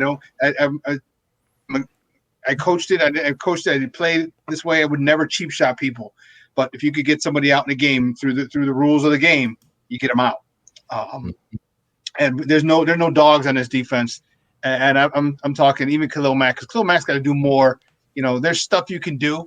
Like when they're holding you, there's stuff you can do to put under the pile that the ref doesn't see, and that you can get at somebody where they like, all right, stop it. You stop holding me, and I'm going to stop doing this. So since no one's there, I just don't trust it. I see unfortunately, I see the Saints moving on. They're marching on to the next round of the playoffs. I just don't think the Bears have. I don't think they have the cojones. They don't have the dogs. They don't got it in them. They don't got that killer instinct in them. And I see, it'd probably be 30 to 17 is what I'm thinking. 17. Yeah. I don't see it. I just don't see it, man. You give me a dog, a couple of dogs in that defense, some dog, you know what I'm talking about. Yeah. Well, they have it. Can they ignite it? Can Pagano get what we've seen out of these players? I know Vic Fangio did. I know there were people flying around then, but again, I hear what you're saying. I hear what you're serving. They gave up 14 touchdowns the first 8 weeks of the season, the defense. They've given up 25 the second half touchdowns. There you go. It's not cutting it. Let me ask you, Shawn, where can people find you? I know where, but let our audience know. And unfortunately, Shawn was going to stay the whole night with all of us, and we're going to go through the segment. Something came up last minute, so unfortunately. Yeah, guys, you can find me Facebook, Twitter, Instagram, Snapchat, the Snapper, all one handle at the Shawn Sierra. You can find me Monday, Wednesday, Friday, 9 a.m. to noon Central Standard Time. Shawn and Maya in the morning on SportsZone Chicago. Do us a favor. Follow us on Facebook, SportsZone Chicago, on Twitter, SportsZone Shy, on Instagram, SportsZone Chicago. Download the app. Okay, we have an app. You can get it on iTunes, Google Play, Amazon, wherever you get your apps from. SportsZone Chicago. Download it. We have tons of podcasts on there. And Shawn and Maya's are all podcasted there as well. They're archived there, so you can check me out anytime you want. Please download the app. SportsZone Chicago is the name of the app. SportsZone Chicago is the name of the app. SportsZone Chicago is the name of the app. And Shawn is also available to talk very early in the morning if you call him too, right, Shawn? Yes, especially with the butt down as well. Early in the morning. On my way to CrossFit between 4:15 and 4:45. You want to catch me? I'm there driving to CrossFit. We're good, Papa. Which I'll be tomorrow morning. It shows how good of a man he is. Though he called me back to make sure everything was cool. So. Everything okay, Shane? What's up? Sorry, bro. I was like, oh, okay. Shawn is a great follow, a great person, and knows the game, loves the Bears. Am I going to be on this Friday with you? Are we doing it? We're doing it well. There you go. Like LL Cool J. You got it. I knew you'd catch on. I knew you'd get it. Dr. Dre had an aneurysm. Yeah, dude, crazy. He's doing better, is what we hear. That's what I heard too. So, shout out to Dr. Dre. Hope he makes it. Hope he had a prenup because, he's a very, you know what? Yeah. He's a wealthy man. That's way more than fuck you money. That's a whole different level. That's wealthy right there. Yeah, that's Claudio the barber money. Smoke weed every day.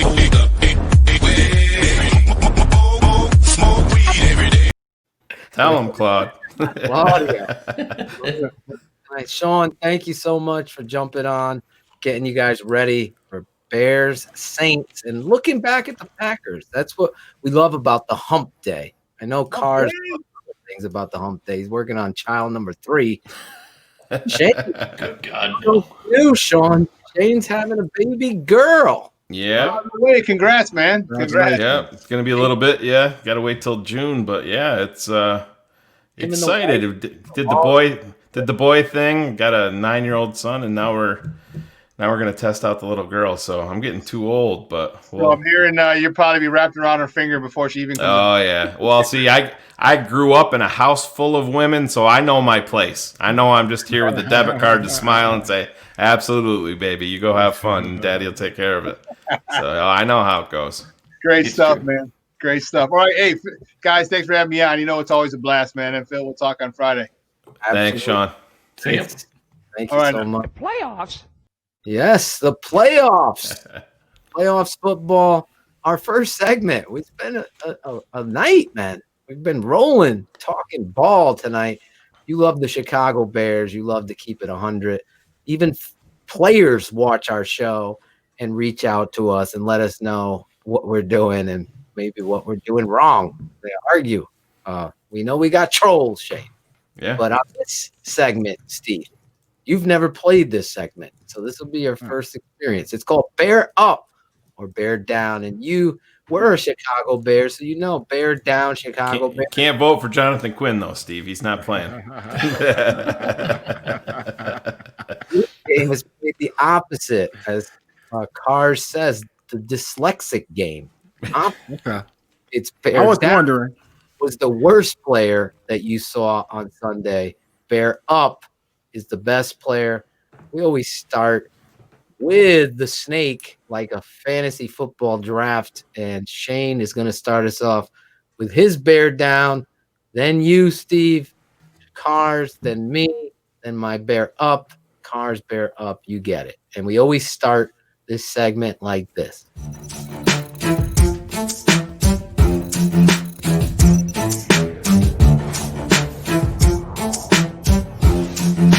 Phil Ottochian, Shayne Marsaw, the Tape Never Lies Network.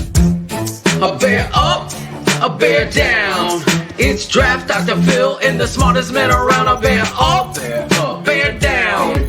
It's Draft Dr. Phil and the smartest man around. A bear up, a bear down. It's Draft Dr. Phil and the smartest man around. A bear up, a bear down. It's Draft Dr. Phil and the smartest man around. A bear up. This week, Draft Dr. Phil and Shayne Marsaw, the smartest man. Bear ups and bear downs of the week. There you go. Bear up, bear down, Shayne. Tough loss again versus the rivals. I thought you did a great job, Steve. Not blowing smoke, saying it felt like it got blown out, but you were actually in the game. That's the crazy thing. So, yeah, Shayne, when we talked about the dash pass, or Steve called it the waggle, you're in striking distance right there. You could have taken the lead. I mean, hey, who knows? Maybe those dropped interceptions that we're going to talk about, those maybe you get a little bit of confidence and you're gonna pick that off. But I'm not gonna talk about a guy that dropped one, but I'm gonna talk about a guy in the secondary, and it's Duke Shelley's got to be better. You know, Buster has been out. Buster hasn't been when he was in there. I mean, he was clearly a target before when he was healthy, but you know, Duke Shelley being surrounded by these guys, and I understand that you got Jalen Johnson out, but he's got to be better, because if for whatever reason you do make a run in the playoffs, I mean, you're going from Drew Brees to Aaron Rodgers. I mean, Russell Wilson.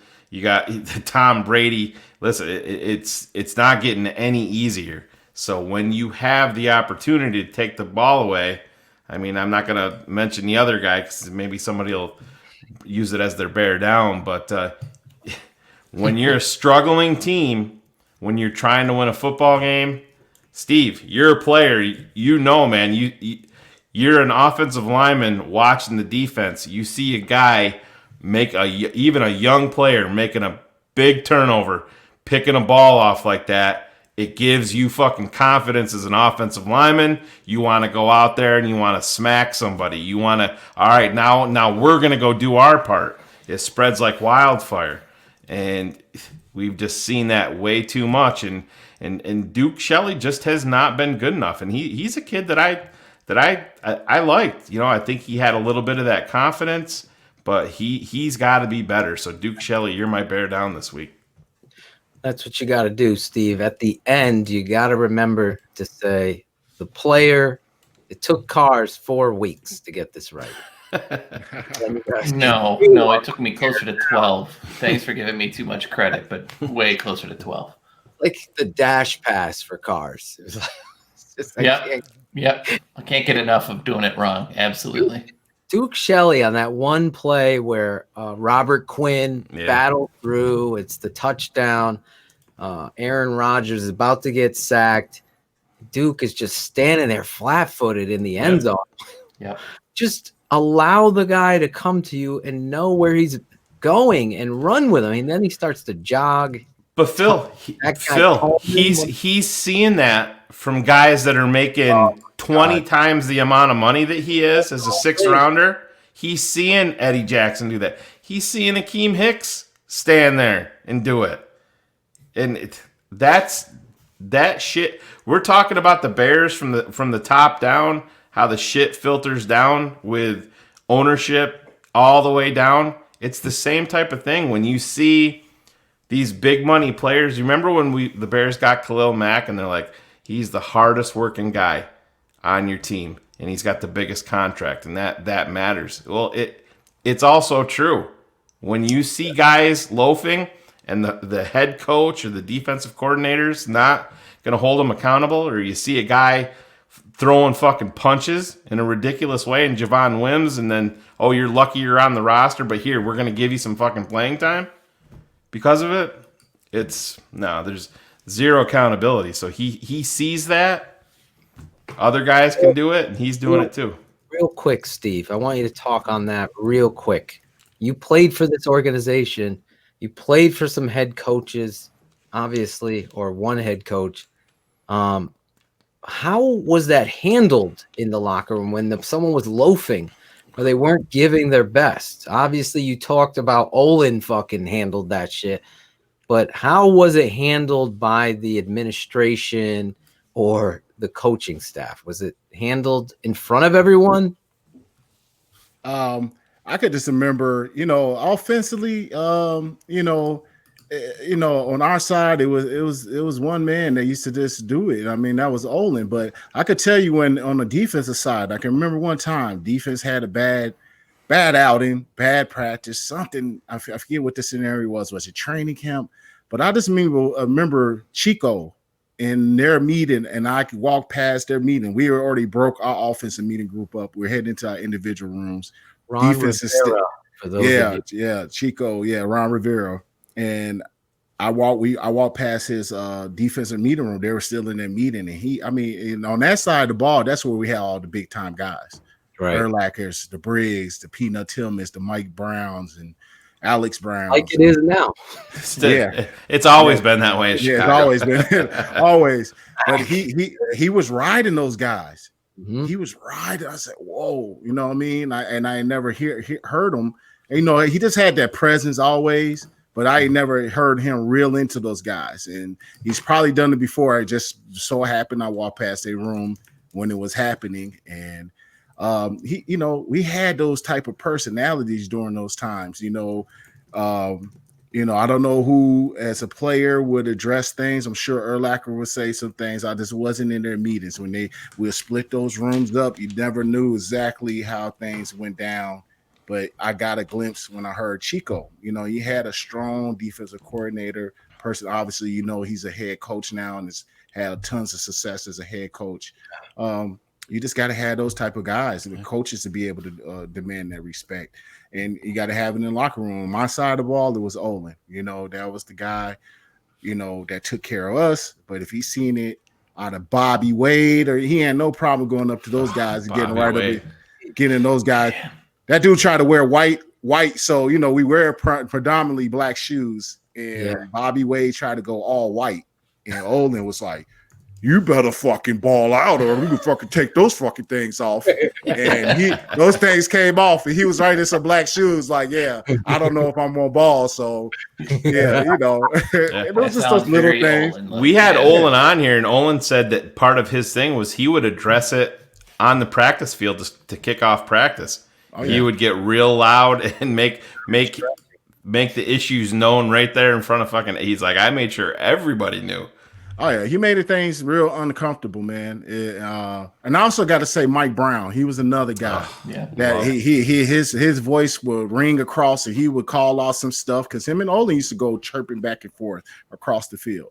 And I'm sure he's a guy who would take some command in there. He just had that strong personality as well. So now back to this. You're bear down. You love this team. You love the rival. You watch the game. You don't even hide your compassion and passion for the Chicago Bears. I love that about you. This weekend, who was your bear down in this game? It got to be a player or a coach. What does that have to be? It's your rule. Oh man, no rules just right with Steve. All right, now here we go. I gotta chop it up because it was like, I'm gonna give a bear down for Jimmy Graham on that one play. You're a veteran in this league, and then everybody wants to know how I know he messed up. The one thing I could tell you, his body language. He's had his hands up in the air if you didn't notice that. So that let me know, like, oh, what did he? That was it. He knew he blew that, the assignment. So bear down to Jimmy Graham for being a veteran in the key moment, not coming up big. Like what was that? Dude, that's a simple assignment. You're supposed to key in those moments. No matter what kind of bull crap call it was, you got to be able to execute it. Eddie Jackson, your physicality is just awful, man. Where have you been at? You get on social media, you do a lot of talking and leadership quotes, and Olin called his butt out. I forget exactly what Olin said about him, but he's like, I'm getting sick of this guy talking. I think Olin was on 670. Really? And said something about Eddie Jackson running his mouth, or it's on Twitter. It was on Twitter, and they quoted him on Twitter through 670. And I look at him. He's just getting. I know that might not be his skill set to be physical. It's just the dude is not making any plays, and he's just one of those guys right now. Is just running his mouth and trying to be a leader, but you got to back that leadership off on the field. I would be quiet until I start making some goddamn plays. And then I want to get another bear down. I'm going Chuck Pagano. Yeah, I mean, why would you send? You got Danny Trevathan. You're going to go A-gap, fake the A-gap blitz, and you got the dude, the hyphenated guy. Who's leading the league in yards per average? Valdez-Scantling. And you expect him to cover him, and you're gonna send him on a fake A gap. Yeah. And then so he jabs and has to cover. And Danny Trevathan was hauling ass, to get to that. But dude was already all over the top of him. Yeah. What kind of call? Like, he's made this defense look so terrible. Did you hear Aaron Rodgers talking about that play on? What's the punter's name there from the Colts? I'm drawing a blank on him. McPhee. Yeah. McAfee. Yeah. He's like, he goes, he said that he heard Danny and Robert Quinn talking, and he goes, I could tell. He's like, I just heard them going back and forth, and he's like, they're not on the same page there. So he said he intentionally took the play clock down all the way. I want to talk about the play clock, so I don't want to get off topic. Steve's breaking rules, making cars nervous. I'm done. That's it. No more people. Steve's doing Phil's top fives in the draft. We do top fives, and Phil's got, all right, now my 5B is a little better than my 5C and my 5D, but I don't want to miss the rankings. I got to cheat the system a little bit, but yes, I saw that thing. We're going to talk about the play clock, so please don't. You guys in the chat, I got to discuss that later. Cars. Oh, Steve, you get to name 3 guys, so you got to say Eddie Jackson, Jimmy Graham, And Chuck Pagano. Chuck Pagano, Okay. you're my bear down this week. Eddie Jackson, Jimmy Graham, Chuck Pagano, you guys are my bear down this week. That's a whole lot of fucking money there in those bear downs, I'll tell you that. Well, he's fitting right in here. Cars, you're coming in on the other side of a vacation. You're getting drunk. You're living life. He's putting up solar panels soon. Fucking Solar, kid's busy. Guys, Tesla. You can rot in hell, Senator. Steve took it, so since we're breaking rules, I'm just going with it.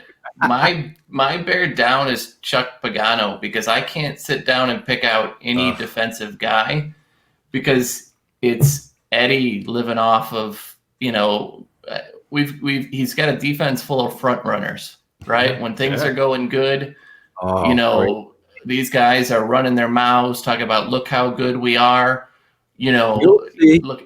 Keep up that same. What do they say? Yeah, keep up that same energy when we come back around. Yeah, I'm keeping up the same energy. You know, Khalil Mack is nothing. I've seen Akeem Hicks this year.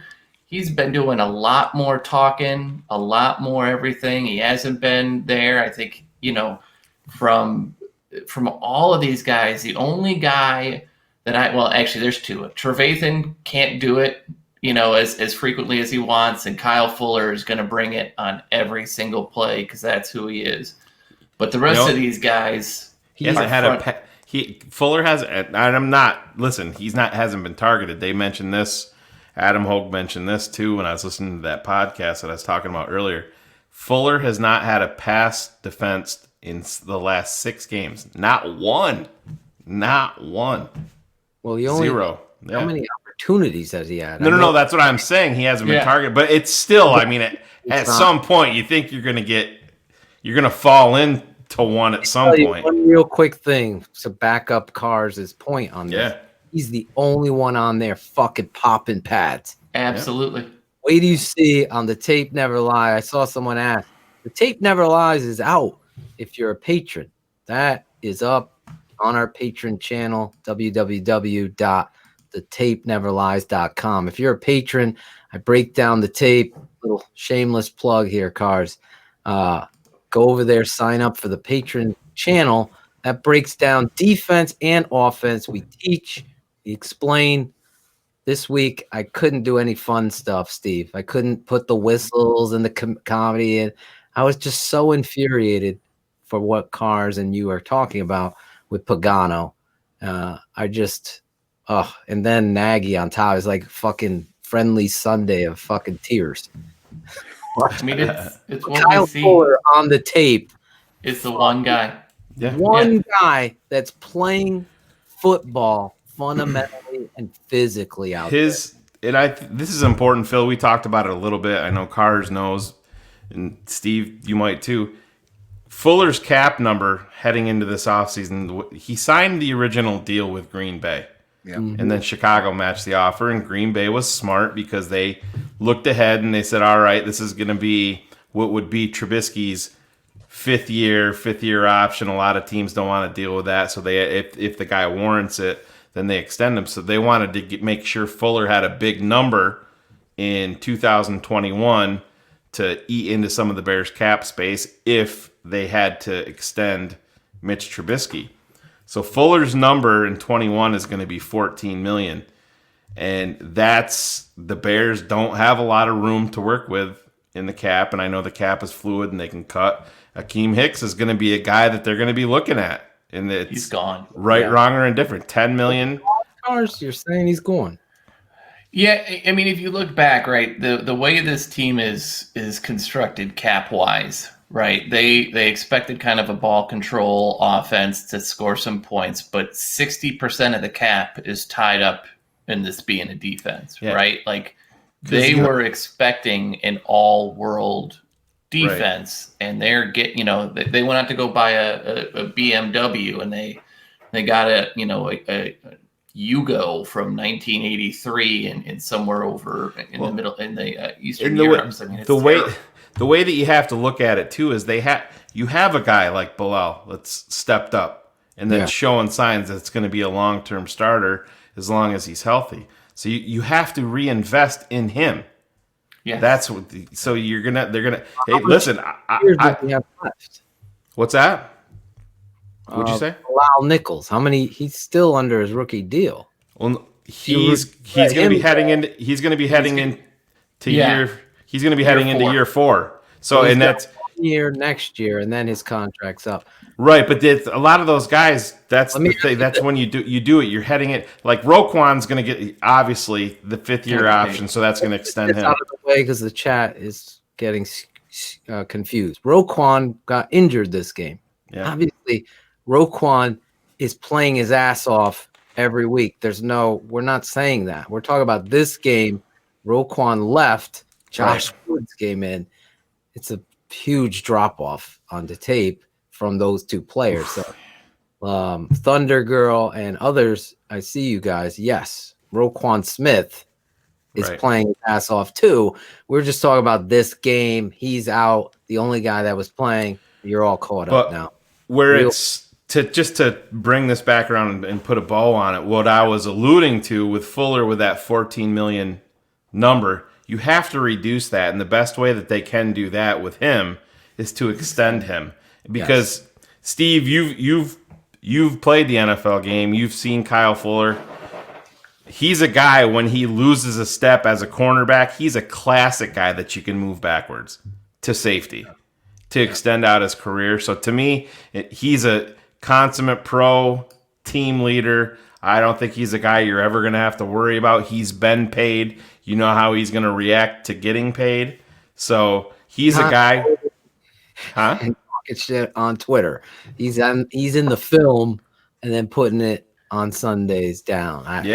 So you have to extend him, but the 10 mil with Akeem Hicks is going to be. I tend to agree. I'm a year too early guy rather than a year too late, and I think that as much as I love Akeem, I think that's going to be the tough one that everybody's thinking about. Because I mean, they're going to have to redo some Mac. They're going to have to redo some of Quinn, right? They're going to have to move on. There's a lot of moves. They've already borrowed from the bank of Quinn, or not Quinn, but Mac. They've already borrowed from Whitehair and redid his deal. And like I said, at some point, that those come due, and it's Tony Soprano's bringing the fucking bill.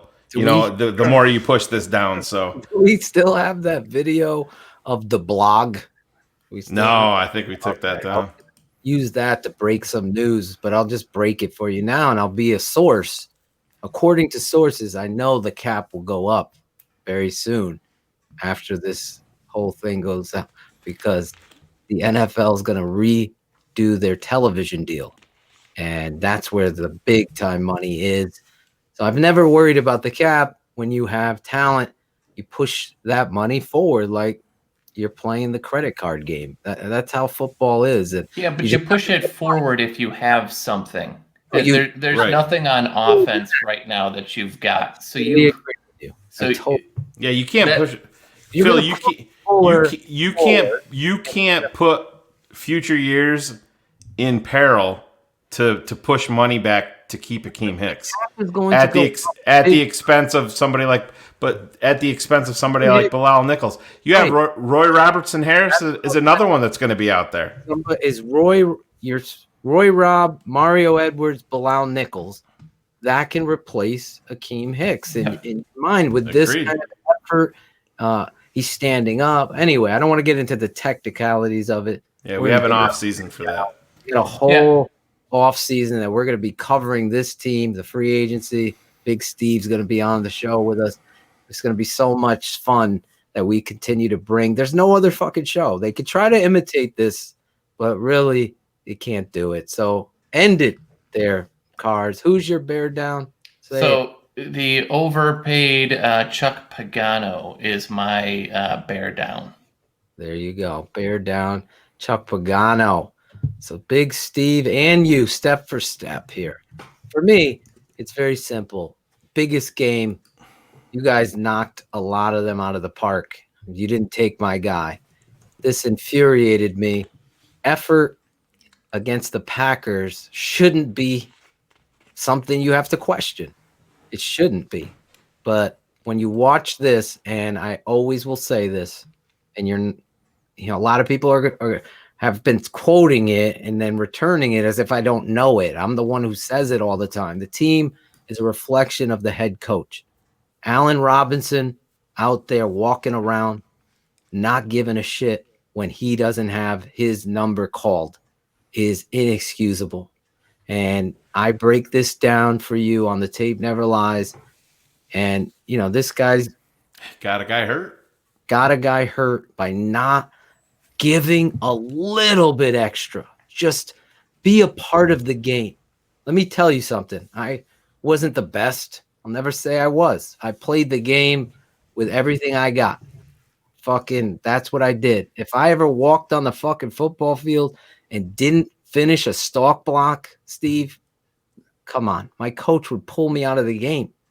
When we get to the point where we're too big, too good for everybody else in the team, we got issues. There's no I in team. We hear that all the time, right?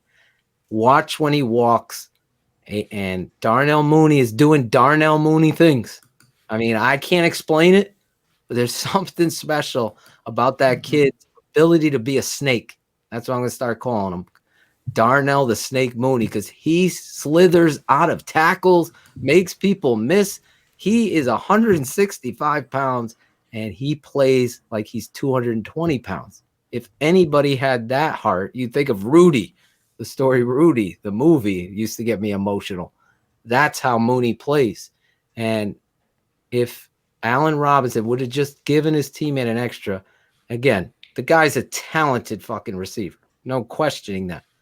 I'm just questioning effort. And listen, you got a head coach that's an offensive guru and all this other stuff, a wide receiver coach jumping up and down on the sidelines. Hold people accountable. Allen Robinson, you are my bear down this week. I hope you go to New Orleans and play like a team player should play. You want that money? You get that by being a teammate. That I felt like I was, what's his name on HBO, Bill Maher's, giving my final word for a second there. Anyway, bear up. We play this, Shane. You got it. I love you for this. Here's our bear up. Bear up, a bear down.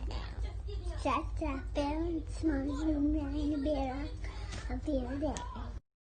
That's the other Claudio's daughter. Other Claudio's daughter, Steve. She knows our song. It sticks in her head. Bear up, bear down. I wish I remembered her name. I suck at that. But I'm way to ruin the moment, Phil. Way to ruin the moment. I'm keeping it real. I'm terrible sometimes with names. But anyway, my bear up this week goes to the guy I was just talking about, Darnell Mooney. Listen, I know he caught short passes, long pass, whatever. I just watch him and his effort on the football field in the big moment when you have your rookie playing with that kind of passion, that kind of drive. I wish everybody had that football drive because you would have fucking beat the Packers. I guarantee you that. There was two guys on offense that gave everything they got. Everything. There's no questioning. One of them is my bear up. Darnell Mooney, that catch on that grenade launch is something special, Steve. I'm serious. To get in that moment and leap and articulate your head and eyeball that ball and catch it with your hands and just snatch it and pull it in and fall to it's just a thing of beauty. I don't know. It's one of those moments I won't forget. The young receiver this season. So Darnell Mooney, you are my bear up this week. Cars, who do you got?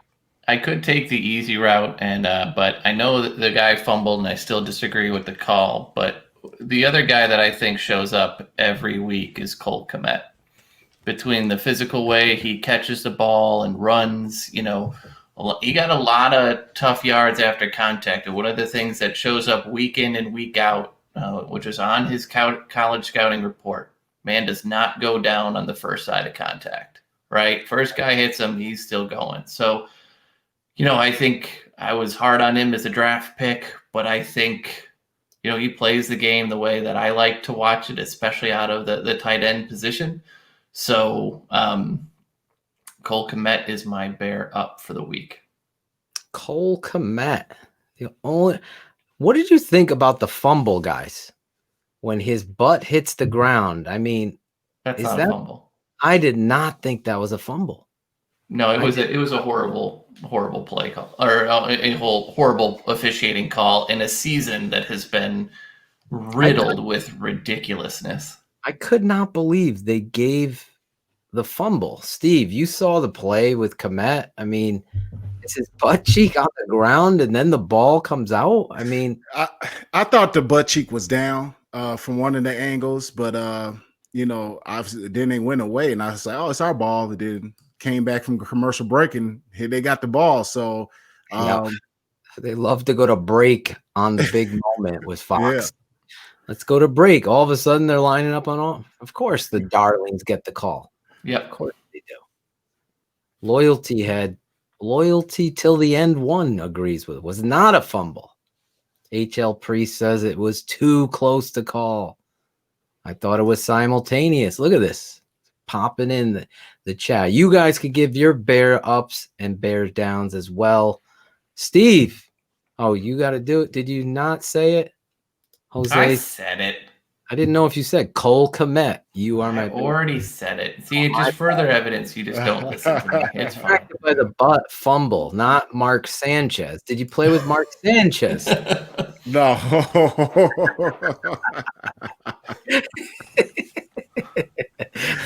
at the laugh I got out of you. I love it. Steve, you went the negative side. You dropped 3 dimes on us. Shane, I'm catching you up. Cars pick Cole Kmet, his bear up. Yeah, I heard him. Okay, Steve, who do you got? Okay. You guys picked up some good bear ups that I really liked. I'm gonna change up the game for y'all. I'm gonna change up y'all whole show. I'm gonna go bear up with Jimmy Graham. Now this point. We were about to riot, buddy. It was about to go down. No, that's Jimmy's missing block. No. I'm gonna go. I mean, you guys. I like Moody. I just love the kid, his effort. It goes to show you just talk about that real quick. You got that guy, Devontae, who just won the Heisman from Alabama. Devontae these slender receivers, man. There's something else. They kind of both of them are stick figures, but they, man, he kind of reminds me of those two. Look kind of familiar. Just how they just snake. When you said snake, how he just snakes through tackles. So I think we really got something special in that guy. But my bear up, I'm gonna go with your boy number 32, man. It wasn't his best game, but he keeps grinding. Number 32, David Montgomery.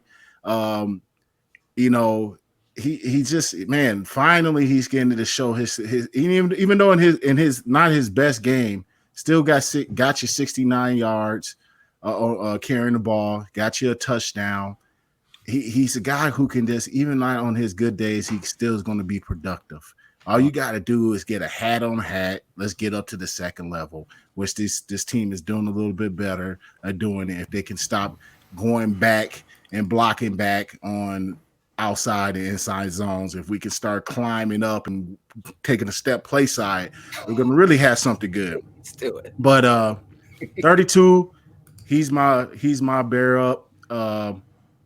We got a great future in those. If you want to really look at a bright spot to be something we can be happy as Bear fans, Moody and 32 and Cole Kmet, those are some good cornerstones to build off of. And then James Daniels, let's not forget about him when we get him back. And let's build off of those guys. But let's let somebody else make the picks. Like, let's get a new guy, come in. Pay the man into somebody. Pay the man in to do the president's ops or something. Do something crazy. We're not going to do that though. So, but my bear up to go back is David Montgomery. There you go. Were you like me? Did you lose all your breath and your heart go out of your chest when he got hurt? It looked bad there. Oh, it did look bad, man. Yeah. Shane had him done for the year. He texted me. I saw that, dude. I mean, you aren't a doctor like I am. Yeah. It was scary. That was scary. I didn't care about is he available for the Saints game? I'm like, no, I want him not to be rehabbing all off season and missing part of training camp. And let's let the kid be healthy so we can just get him better and better. Absolutely. It's something so special. Just 3 minutes on this, Shane, because we have Peter Bukowski on here, who's a Packer. What's his Locked On Packers? It's a Packers douchebag, I think. Is what you're looking for. Yeah. And he's sitting there trying to tell me about the running game and what it means, and really doesn't mean anything. It's proven it's a passing league, and he's throwing numbers at me, and I'm like, it's pretty easy when you have a Hall of Famer at quarterback in Green Bay for the last 30 years, but So then we start talking about David Montgomery, and I'm, poeticizing him as what he is. I mean, there's no narratives. What I see is what I saw in him in college. Every defensive coordinator went up against Iowa State and said, we got to stop 32. And they couldn't do it because he plays the game on a different level when it comes to physicality, balance, and short area quickness. It's something you just can't teach. It's like Mooney, like you said, the snake. The ability to get out of tackles and stuff like that is unbelievable. This kid, I bought my son his jersey. Thank you, Sandman, for helping out with that. My son loves him, and not a better, I grew up with Walter Payton. That was my idol.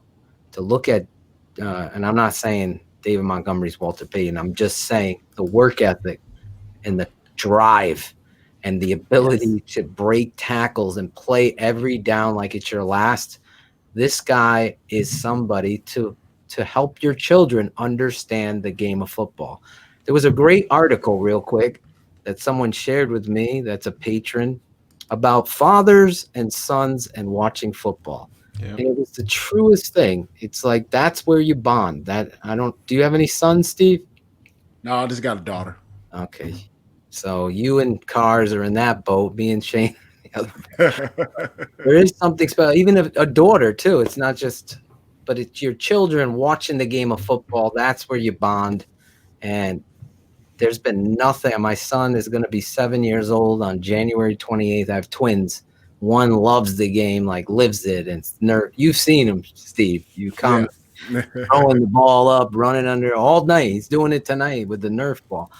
Watching David Montgomery has helped that kid understand the game, and there's no higher compliment you can give a player. So great choice. Sorry, Shane. Who's your bear up, Shane, to end the segment? Well, I'm gonna go way off radar here and probably surprise everybody here, but I've been focusing on this guy for the last couple of weeks. He's not playing a whole bunch, but Steve mentioned guys that you can look forward to, these building blocks that you can move into next year. And I think that Ryan Pace may have found something in number 99. He hasn't come through and gotten the sacks. Trevis Gibson? Yes. But I see him flashing. He almost had a sack. I know. I see him flashing more and more, and he's intercepted play. He's going through a position switch. They played him at defensive tackle some in college, and the Bears are moving him outside. But I like what I'm seeing in Gibson. And hey, I'm all about if you can unearth a young pass rusher, and I think Steve, this is probably something that you mentioned with Juan Castillo needing that offseason.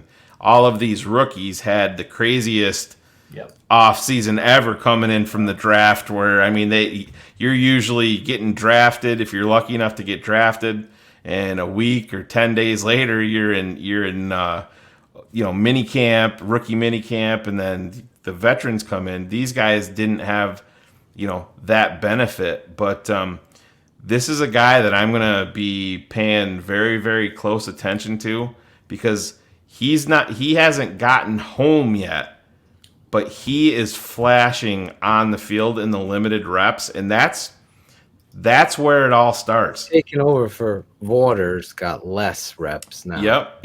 He did get benched, like you said, and he's kind of humbled them. It's funny how they pick and choose accountability, Steve. They don't put it on the players that have, big contracts. That's where that's the whole offseason show. But yeah, like I guess it's a little off kilter to call him my bear up, but it's I wanted to give him a little bit of love because, like I said, he's starting to flash more and more with his limited opportunities. And hey, you get down there in New Orleans on a fast track, he might not be close. He might fold Drew Brees in half and break that 12th rib. You don't know. You get these guys, because Khalil Mack's getting a lot of attention. Yeah. You never know. You get him on a fast track, and he could make a game-altering play. But I'm gonna throw the young pup, the rookie, a little bit of love. Travis Gibson, you're my bear up, and I hope you continue it, man. Looking forward to the day that Pace lets him show flashes and then lets him walk, just like we did Nick Kwiatkowski, right? Giving up an extra draft pick to go get the guy and then go let him walk for nothing. I'm looking forward to it. I don't give a fuck that he smokes weed. They all smoke weed. Smoke weed every day. Of course.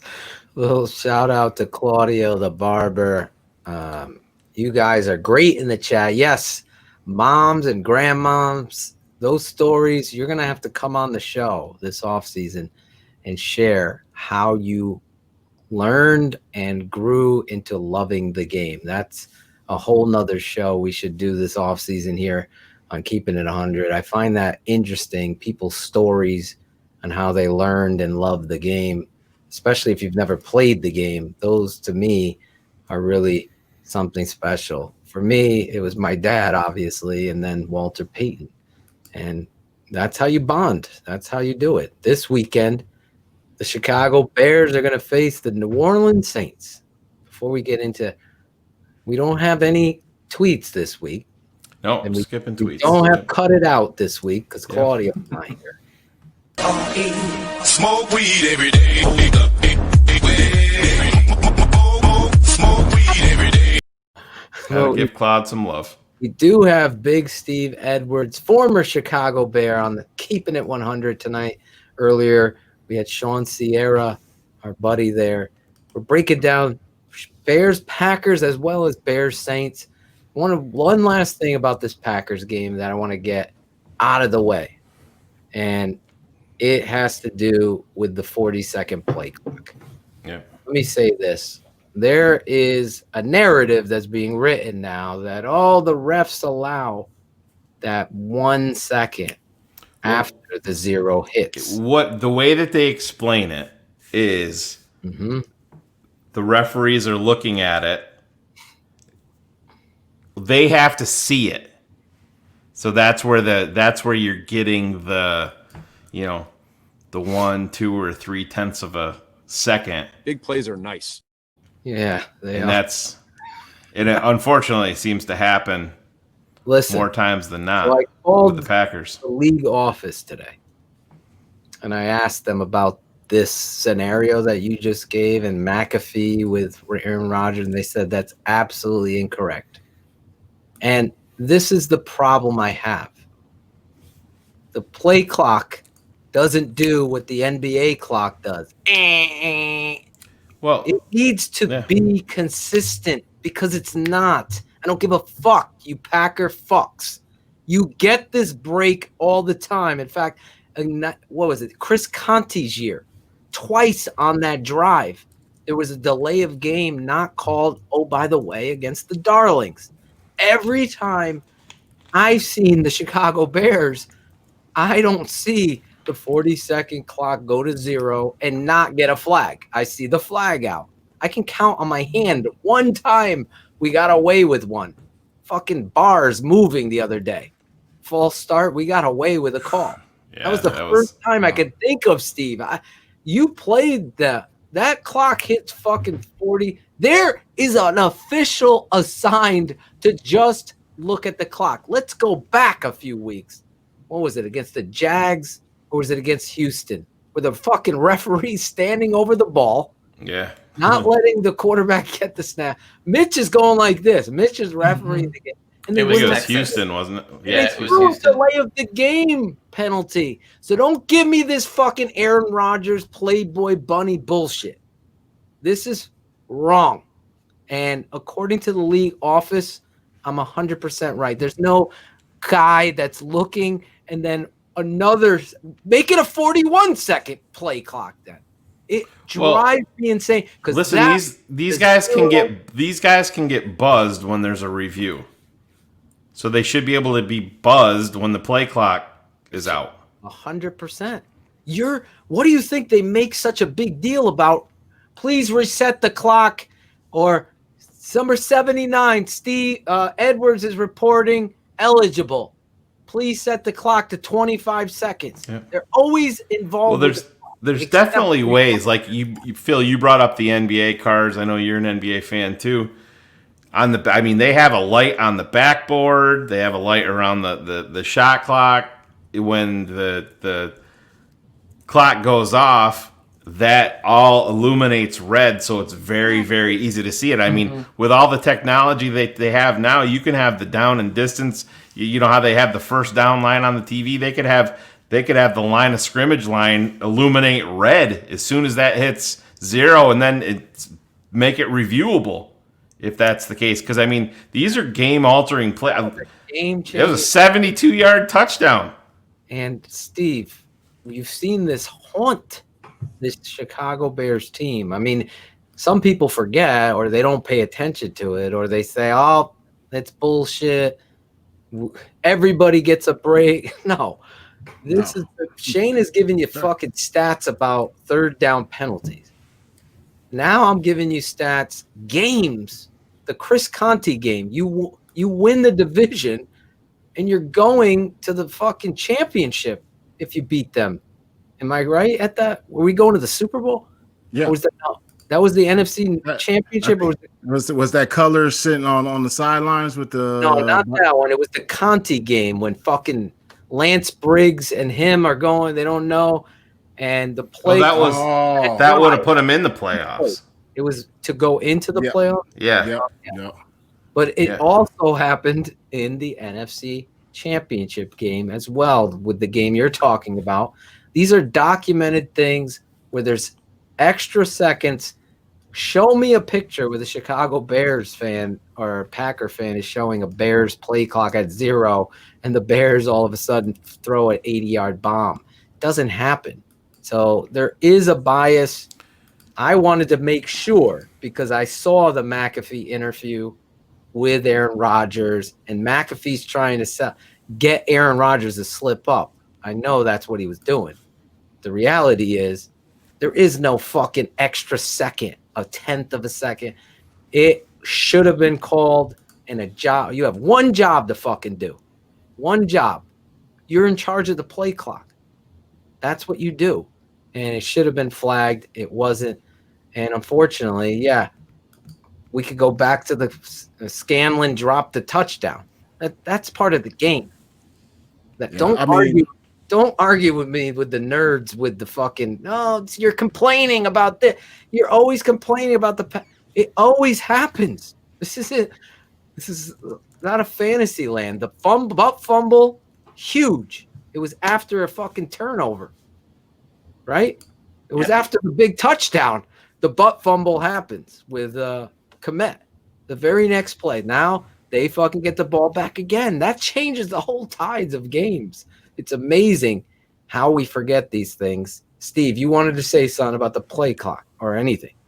I mean, the NFL has people watching every inch of that field. You know what I mean? I mean, we got people now that they're spotlighting if a guy has a concussion. I mean, so to get the play clock wrong and keep on happening, and it's happening in favor of. I mean, this is the stuff right there, Gary Latz, Steve. You see.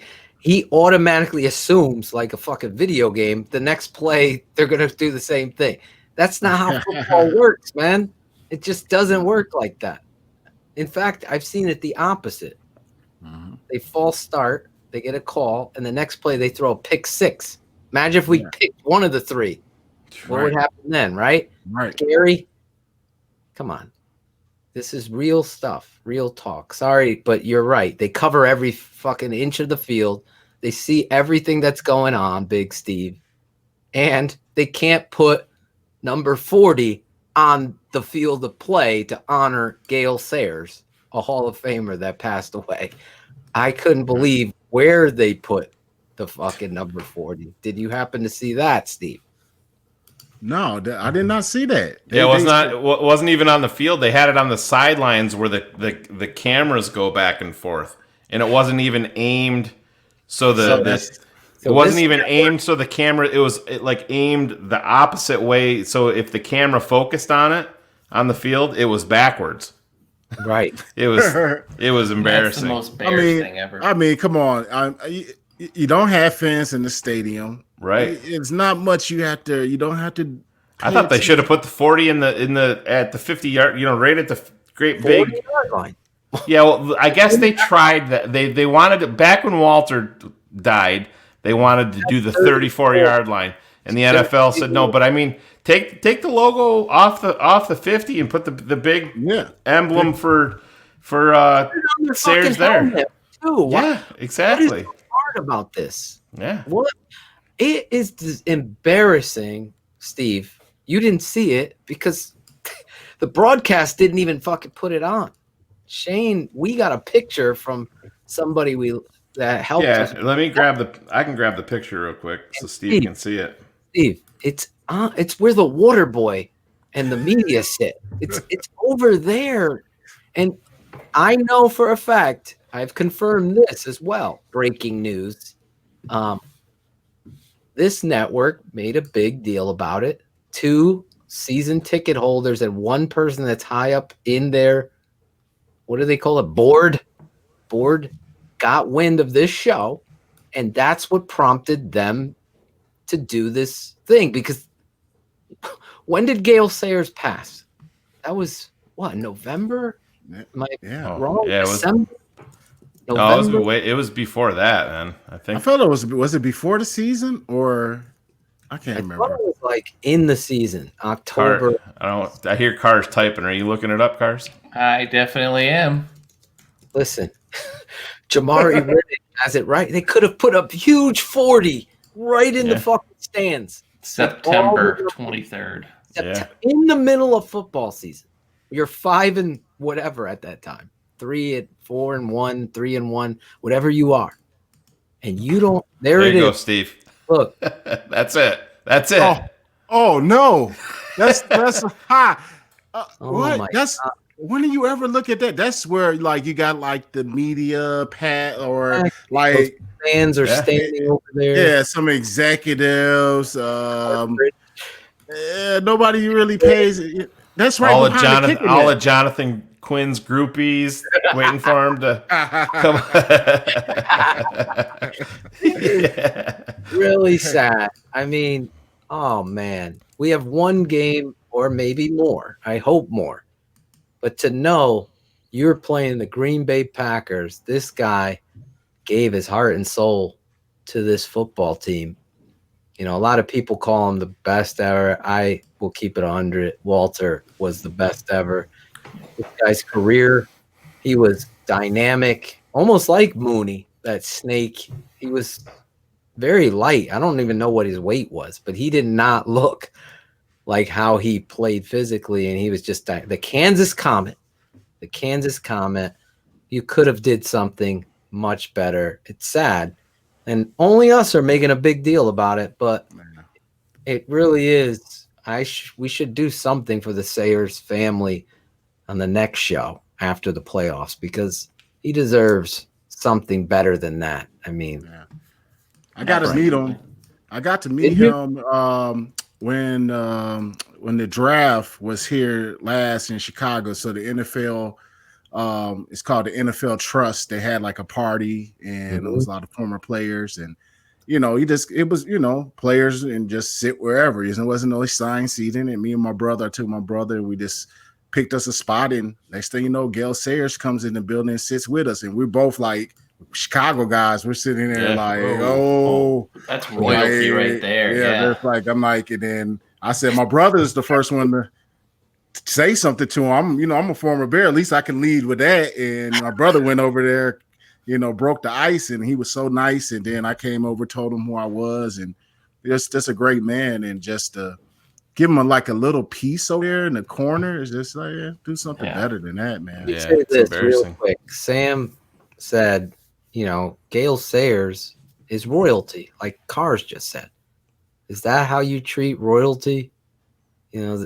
I don't care if he called you out for your pettiness or bullshit, whatever it is, McCaskies. As a Bears fan, as a Bears organization, you have a responsibility to not only the old man who drafted and loved this guy, but to the millions of fans historically, to what this team means to them, to do something more than that for it's a Hall of Famer.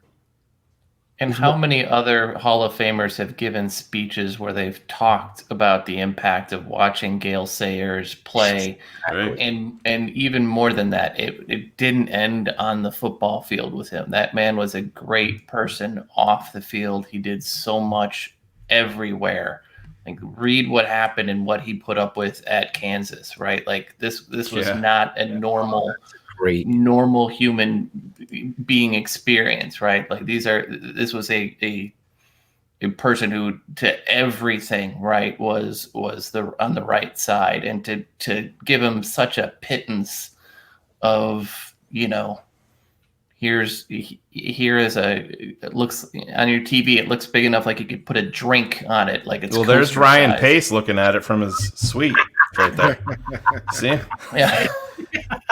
I think the McCaskies were complaining about how much money it cost to paint that, and it was going to take away. Paint from prices have went up with the pandemic, and the pool expansion at one of the kids' houses was just going to have to get delayed for a little while. It's so disappointing. I hate to take this much time on it, but I think it's deserved.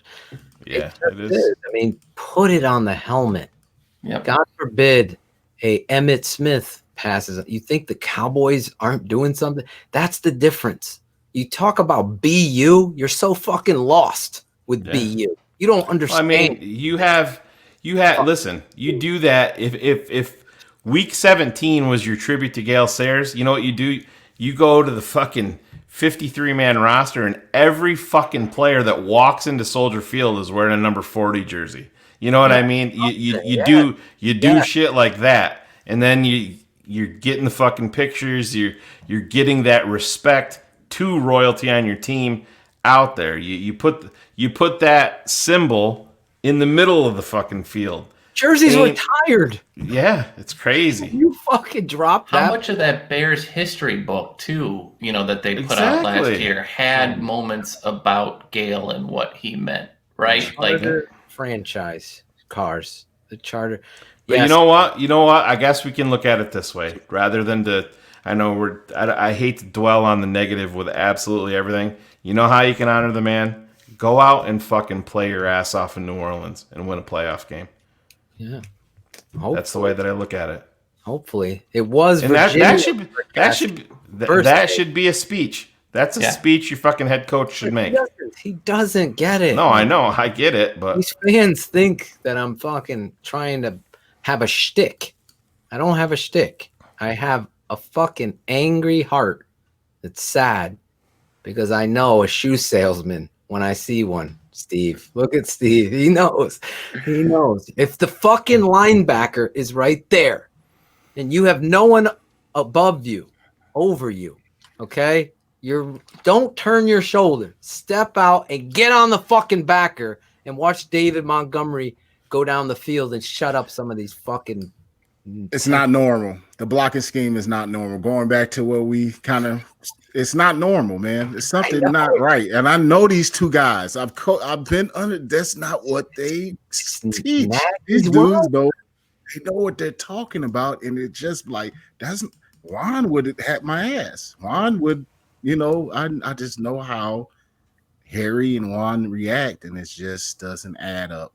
So I'll leave it at that. Breaking news here. Those of you that are learning the game, you're understanding what we're talking about.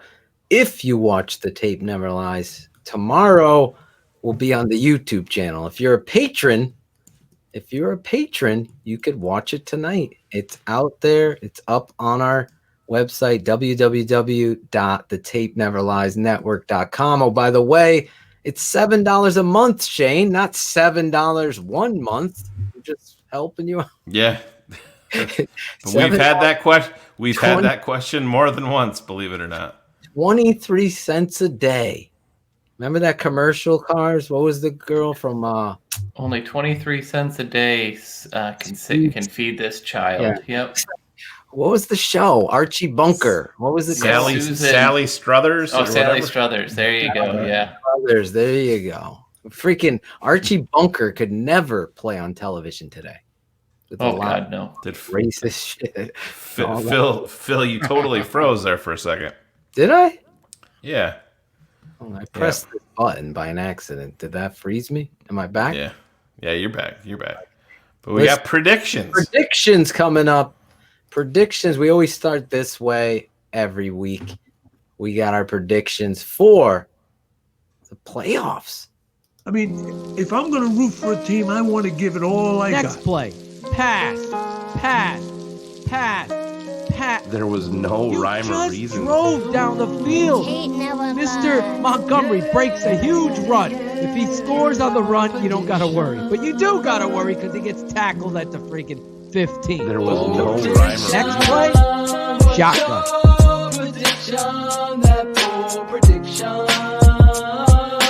The tape never lies. Bold prediction.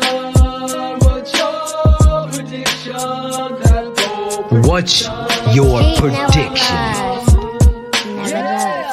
The old line is playing shitty. What's the skinny? No identity. If Nagy can't find it, Bears will keep it with the enemy. Red zone opportunity. Once again, they gotta settle for 3. The reality of coaching when the defense has to carry the team. Prediction. What you think would happen versus what does. A light year from the Super Bowl and now we're losing buzz. Nagy has no answers, just predictions that don't change. This segment is the truth. Give it by the guys and feeling shame. What's your prediction?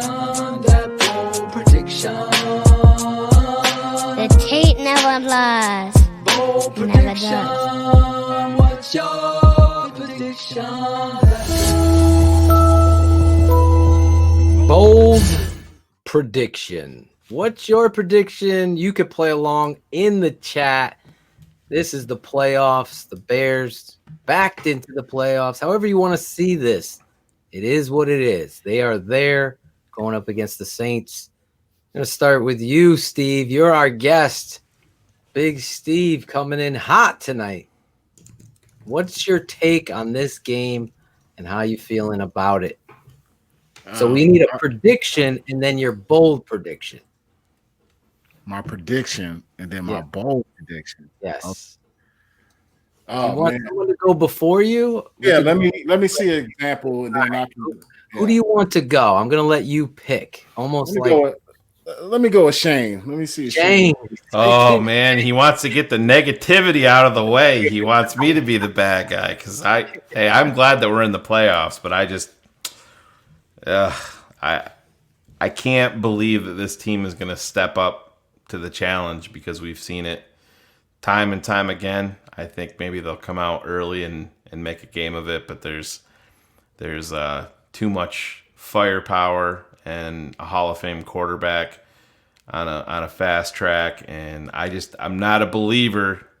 I believe in what Shawn said. You have to have dogs that don't give a shit who's across from you. You just know that you're going to go out there and dominate them, and unfortunately right now the Bears just don't have that cohesive unit on defense that's gonna carry you through. Like I said, I mentioned it. 14 touchdowns the first eight games of the year. They've given up 25 touchdowns the second half of the year. And you think, are they gonna step up and shut down the Saints in New Orleans? I don't think so. As happy as I would be if they did, I can't see it happening. It sounds like Drew Brees, this is going to be his swan song, and I believe they said, didn't they say that he already signed his broadcast deal. Really? Yeah. I didn't know that. Yeah, that's what they were. That was the quote unquote. I don't even know if it was a rumor. Did they officially announce that, Cars? Do you know? No, I know it's been hinted, but it's Somebody all in but the done. Yeah. Network. Huh? What network is he going to be on? Who was it? Monday Night Football? Is it Fox? I don't know what network it was, but anyways, it's just Kamara is supposed to be coming off the COVID-19 list. Strangely enough, on Sunday. NBC. Okay. NBC. Yep. Look at that. Taking over for fucking Al Michaels and get Chris Collinsworth the fuck out of the booth. Oh, Phil's freezing. But yeah, I just can't see the Bears stepping up and doing their thing down there. And I would say I'm going to go with a score. I'm going to say New Orleans 34, Chicago 16. I don't think I think they're going to put one on us. I do. I hope I'm wrong. And what is going to be my bold prediction? My bold prediction is also going to be negative. Cairo Santos is going to miss a field goal. You're the worst human being I've ever met.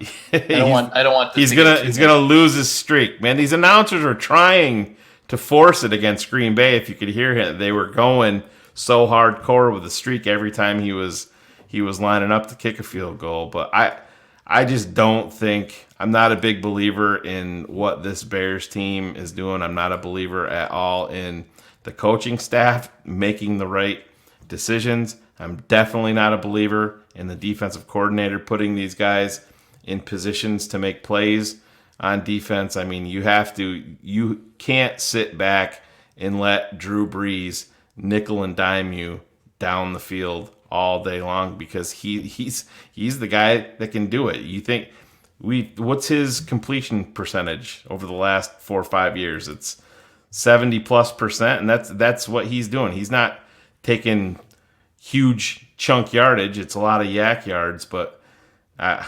don't see it. So I think it's going to be an early exit for our beloved team. And believe me, I'm the biggest Bears supporter there is, so it hurts me to say it, but this is keeping it 100, and I'm gonna maintain that.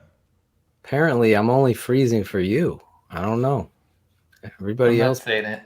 No one else is seeing it, Shane, because my internet's strong, like Miyagi. Yeah, I don't know. You froze there for a second, and then you came back. I don't know. Nobody else did though. Are you ready, or do you want to pass to the next person? I'm ready. I'm ready. Okay. Ready. All right. Oh yeah, I like that Cobra Kai. I just finished that last night, by the way. I gotta watch the next season. I wanted to jump in the scene and just beat up some of those kids, man. I mean, I'm a grown man, but like in season, I don't want to ruin it. It's not going to ruin anything, but in the season prior to this one, this is what, 4 or 3? This is 3. The new one. So the new one's 3. 2, when they're fighting in the school, where the fuck are the teachers? Yeah, like where are the teachers? Where are the parents of these other kids? Like who? Where are they at? You just letting the Mohawk kid just run wild, you know? So the Mohawk kid has no parents. The girl has no parents. Yeah. It's like, where are their parents? Yeah. Everything. It's like a fucking brawl. Like I've seen some brawls in high school. Have you guys? Oh yeah. Yeah. Oh my God. One brawl in the school. There was blood everywhere. I'm like, holy shit. These dudes were throwing blows. I fucking backed the fuck out of that shit. I wasn't even involved in that. Funny thing is, anyway, we'll talk. I'm sorry about Cobra Kai. I just had to. I just finished. It's the Netflix. You got to watch Cobra Kai. If you're not watching it, check it out. Me and my wife love it. That's the show, Steve, that I got to wait with my wife. Do you have those? Oh, absolutely. My girlfriend. With other shows that I watch, not side pieces. Yeah. Please, yeah. Tomato's gonna cut that. So we'll edit that in post. It'll be fine. Yeah. I have side shows. Not like I'll watch. Like I watched this new show, The Equinox, and it's like overdubbed on Netflix. It was so odd. I'm like, what? Did it end? That's it? Is there more? Anyway, I wouldn't watch Equinox. But go ahead, Cobra Kai. You're my guy. Yeah, so just breaking down this game. I'm with Shane. I don't know how positive I could be. I mean, are these guys okay? Let me. Are these guys really going to be into this game, or are they knowing they're getting the playoff check? You get that nice little extra playoff check. Yes. You know, you're like, we always look, but like when I made the playoffs, we were like, yeah, we're playoff check and we're about to go out here and ball. You know what I mean? You barely get in. You're just like, okay, what? It doesn't. Do you have the confidence? Nike can do all the salesman, talking to media, but I think it could be a different atmosphere up in there. You just to get the hobble in the way you hobbled in. I know you could play that. We have nothing to lose type of attitude, but I just don't see that out of this team. I don't see that personality out of this team. I see more of a personality like, hey, we got an extra check coming and let's bounce. Yep. First door out, foot out the door, as soon as the fourth quarter, the zeros pop up on that fourth quarter. So I think New Orleans is right for the pickings. I just don't think we're going to be the team to take advantage of that. I think they're a little vulnerable here and there. I think Drew Brees isn't in rhythm, but he's going to get in rhythm versus us. He's going to, I just think that we'll have I think we'll muster some scores, but I think they're just going to exploit us offensively.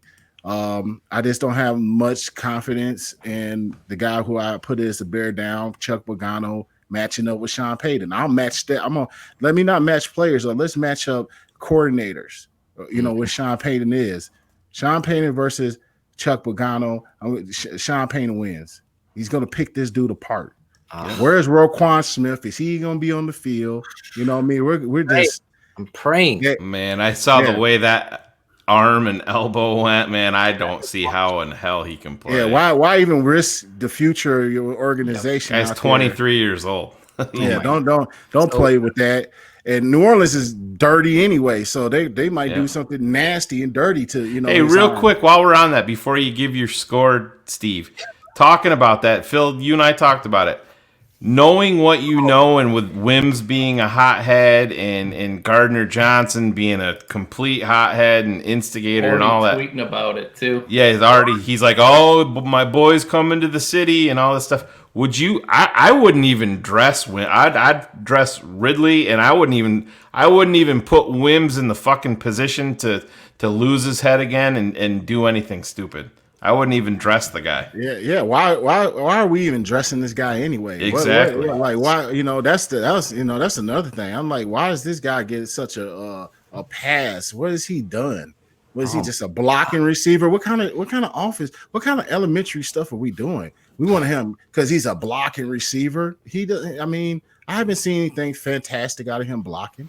So, really put him in. Yeah, get that guy out of here. He doesn't deserve to be in the game, but he's going to be out there, and doing nothing. Cupcading on the backside, doing all just doing whim stuff. Yeah, I wouldn't. They're gonna. New Orleans is gonna come out there. They're gonna get nasty with it. Sean Payton's gonna he's gonna get his guys motivated. They're gonna be motivated, and they're gonna come out here. They're gonna come after Jimmy Graham's legs. They did that intentionally last game. They sure did, and that's how nasty they are. The chat was talking about it. I'm glad you brought it up. Go ahead. Last game was horrific. They knew. It's like, we're coming at his legs. We know he's soft. They probably knew something about him with his legs. And, and they exploited it. They playing at that type of level. We don't play at that level, Steve.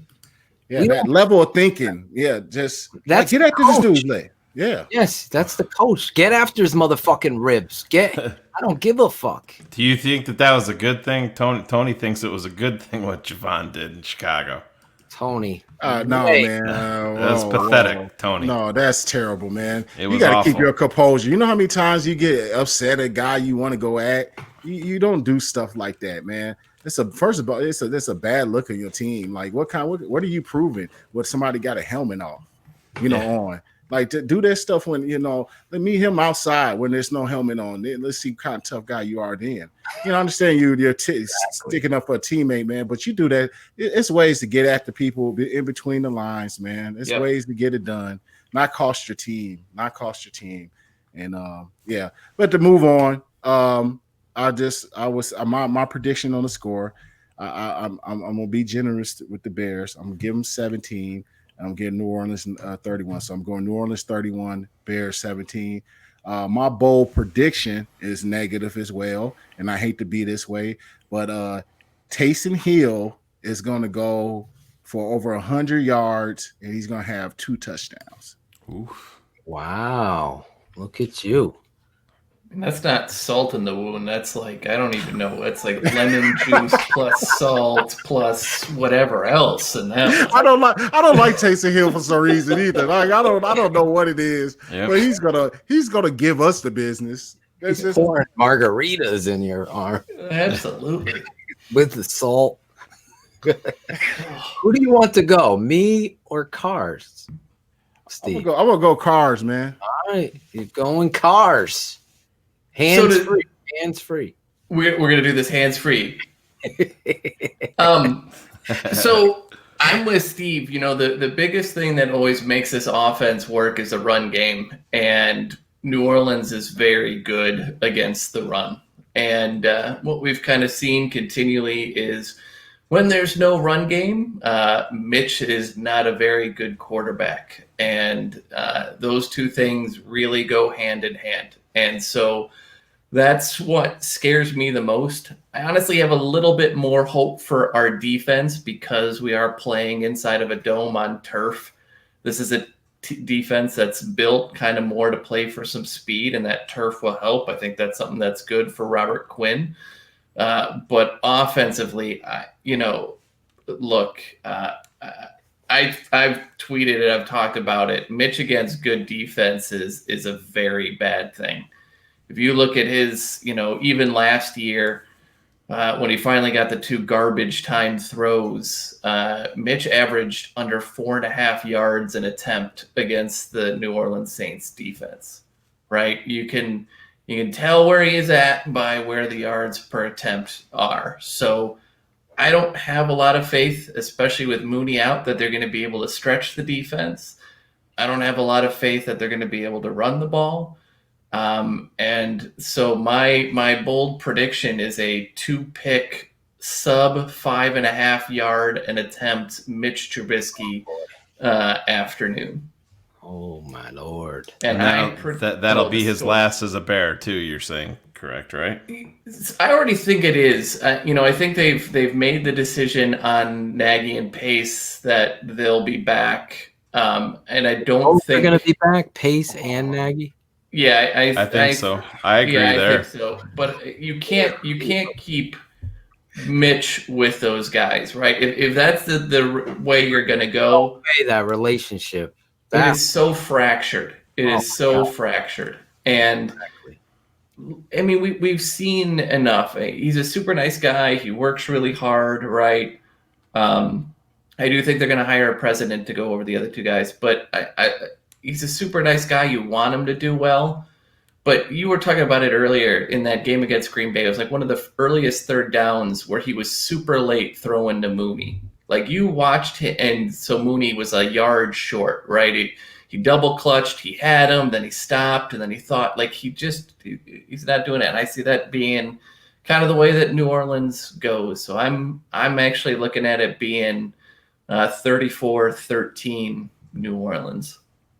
So we're all very, very close so far. Here's that before you prediction. Oh yeah, his 2 picks and sub 5.5 yards per attempt. Let me ask this question to you guys: does Nick Foles, like Alex Acevedo, our boy, thinks Foles is going to show up in this game? Do any of you agree with that?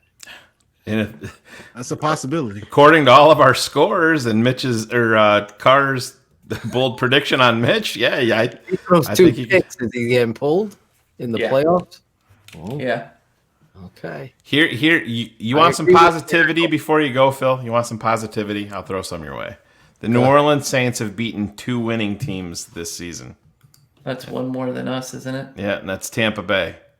We both beat Tampa. Yep. And we both tied. Listen, anything can happen.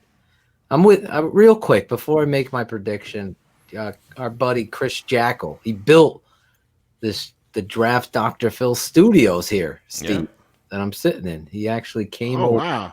Yeah, he came over, sheetrock, framed. I did the soundproof and stuff, but he built it.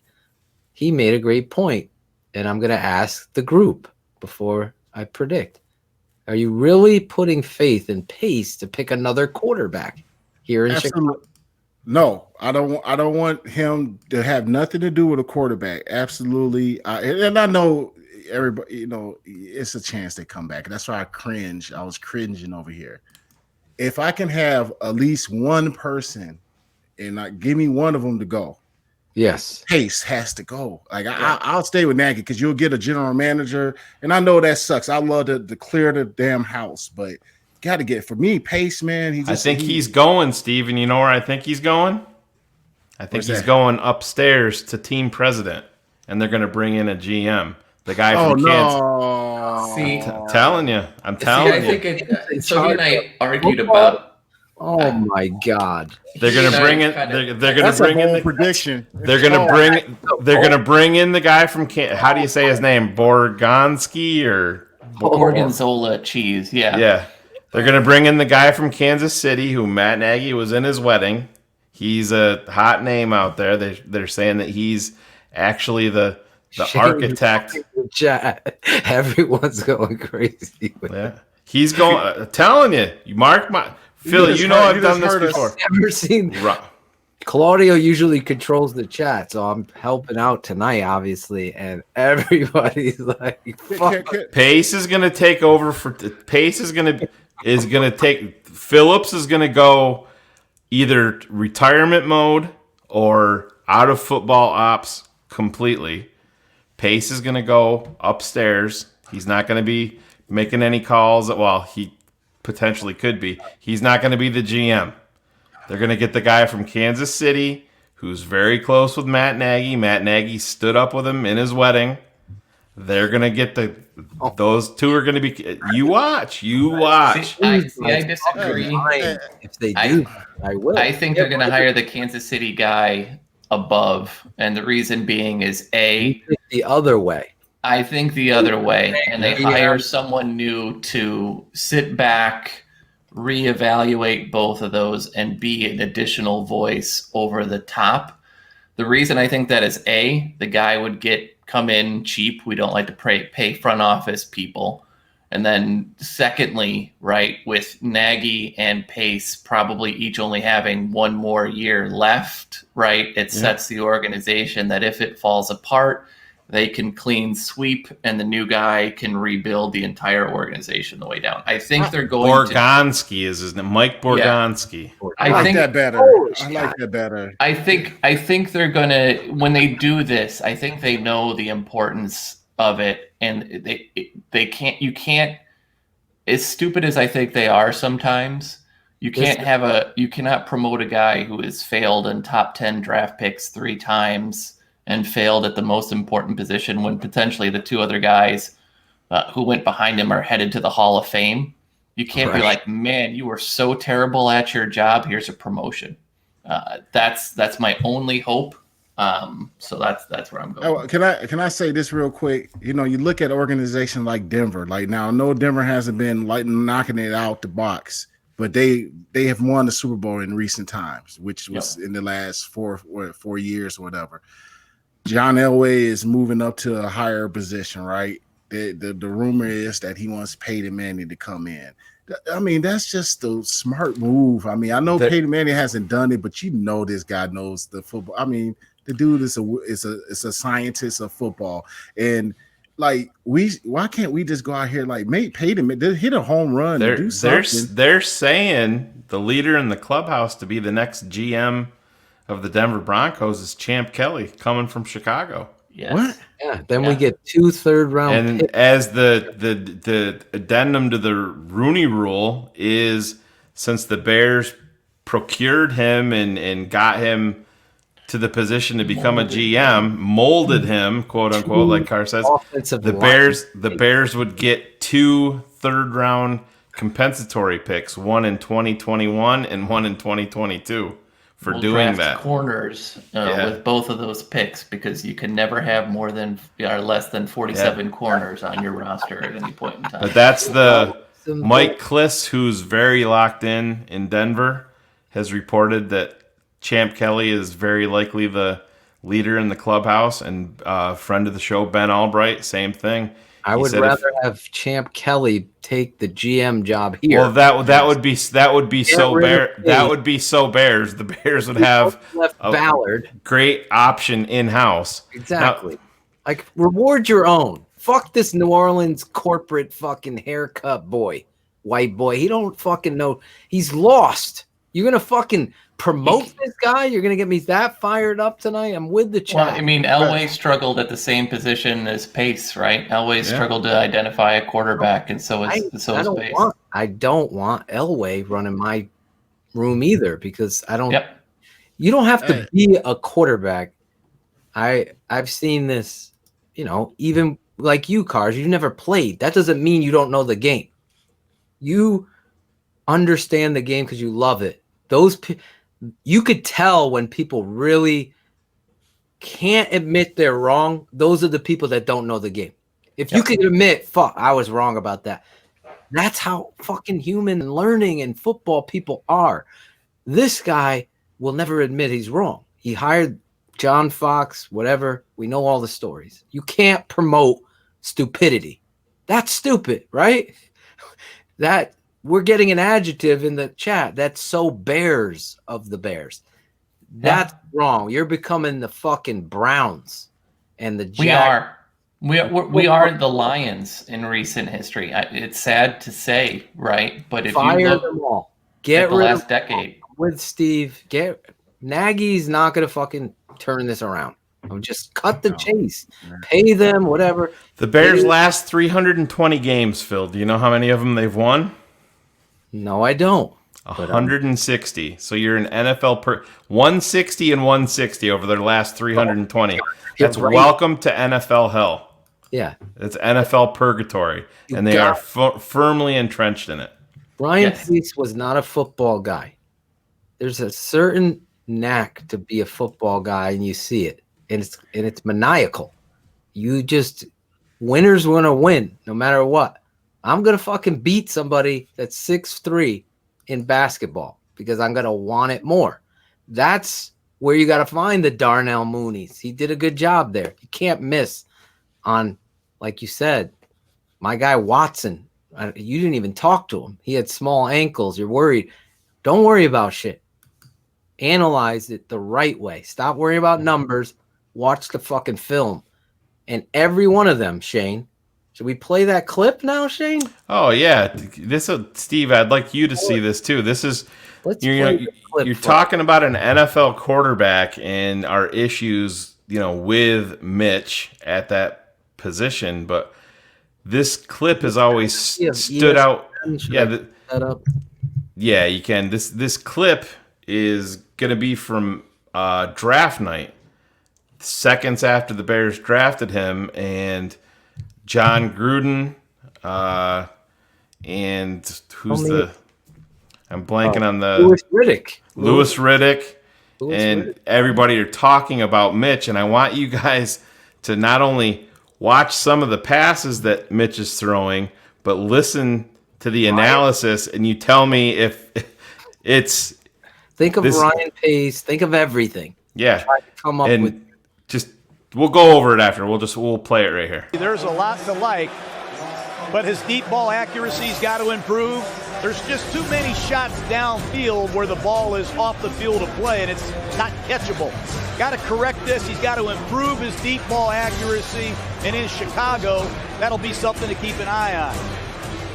I think this is one of these situations here where, look, the Chicago Bears knew that other teams were going to be interested in him, and they wanted to just sneak up right on behind the Cleveland Browns and didn't even give the Cleveland Browns a chance to even get the guys that they wanted. He's got to be more aware in situations. The 2-minute drill, backed up. He had a safety against Georgia, took another safety the following week against Illinois, and Some of the complex blitzes that Stanford gave him caused problems. He's an inexperienced one-year starter. He's going to take a little bit of time.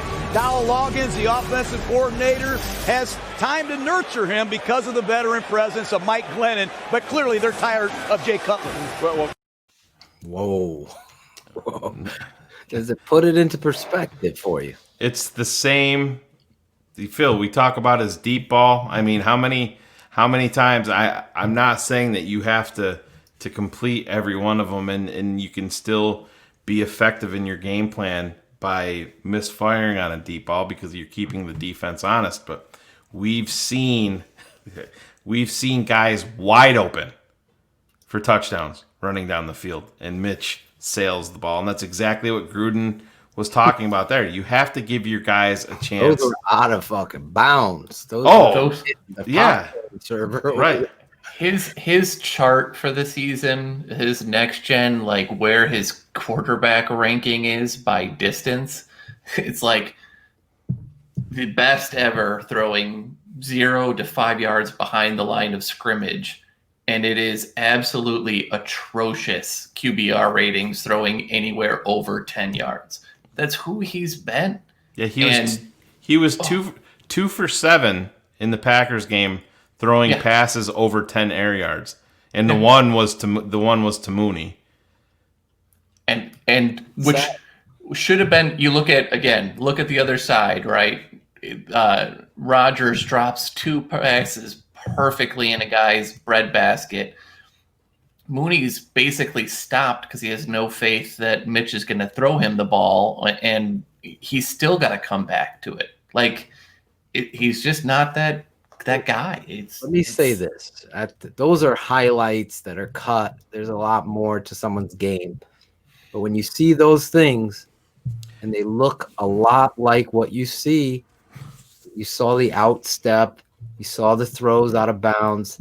You saw the zone blitz concept, and you're throwing that pick six. And you go to the end of that clip, Phil, you're talking about the zone blitz. His check down guy is wide open right there in the middle of the field. Wide open. Yeah. And he threw a pick. He went outside against Stanford, and it was a pick six. I mean, but that's thankfully, I don't think Mitch has ever thrown a pick six in his NFL career. That's one thing that I guess he can hang his hat on. But I mean, it's sometimes the simplest is the best. And I mean, the guy's right there. Well, this is all of them said. This is our guy. All of them. Yeah. Mark Sanowski. He went down the list. We know the story. Listen, I know we've gone over. Steve has been here with us, rocking it. Let me give my prediction and bold prediction. Then we'll say goodbye to Steve. We'll do some shout outs. We'll let you shout out somebody before you leave, Steve. I know you've been with us all night. We love it. I know the fans are loving Steve Edwards. More Steve. Good. Listen, my bold prediction. I can't ignore everything you guys are saying. Everything you're saying accompanies the worst experience I've had cutting tape since I've been doing the Tape Never Lies, because it's a showcase. There's so much talent. They could be so much better. And things like Steve's talking about, blocking the backside, when you just get up on the backer, the strong safeties in the hole. Allen Robinson, I forgot to tell you about this one. The nickel blitz, 3rd and 1. They blitz the nickel corner. He comes free between Leno. Allen Robinson, you know the fucking snap count. You got to get across there and knock him on his ass. Lets him go. Stuffs the play. Oh, it's 4th down and 1 now. These little things matter. So I can't put my faith in a team that's coached like this. I just can't. The head coach has no accountability. They lack the toughness that's going to be needed in this game because, like Steve said, Sean Payton's going to have fucking bounty gate going. He's going to go after people. He's going to be hitting Mitch. They're going to be fucking zone dogging, getting him uncomfortable stuff in the run. So I'm right here with you guys. 34-16, the New Orleans Saints. I do, however, have Khalil Mack and Robert Quinn, 2 sacks each is my bold prediction on that fast track. Robert Quinn, listen, these two guys have been injured bad all season. They take a lot of heat. When you look at the kitchen, this is the first time I've ever called Khalil Mack out on the tape. Never lies. You patrons will see it. Maybe I'll put it in the free version because I don't want to.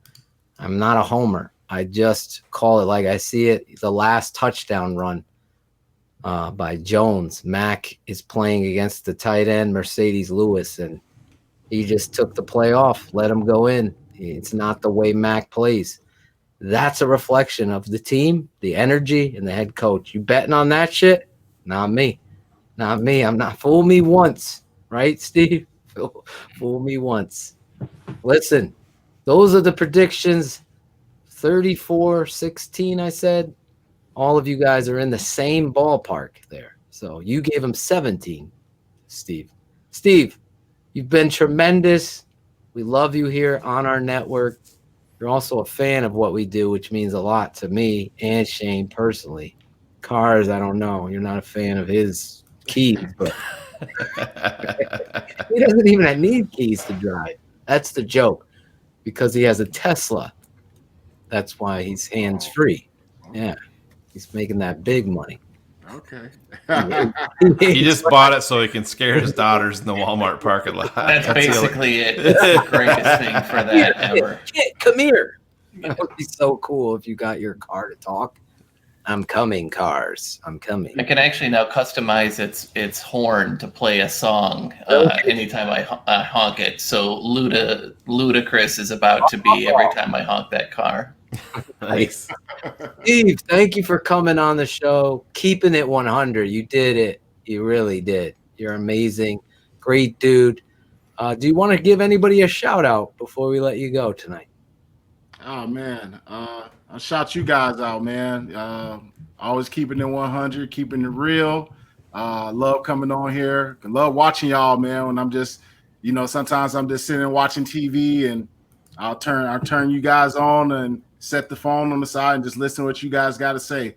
You guys have replaced what I used to like to listen to the score. I like to listen to you guys now, man. So you guys are really knocking it out the box, and definitely humbled and always happy to come on and chop it up with you guys, man. You're really doing your thing. So I want to shout you guys out. And yeah, man, let's see what the Bears do, man. I hope nobody gets hurt. They better not come out there half-assed. Yep.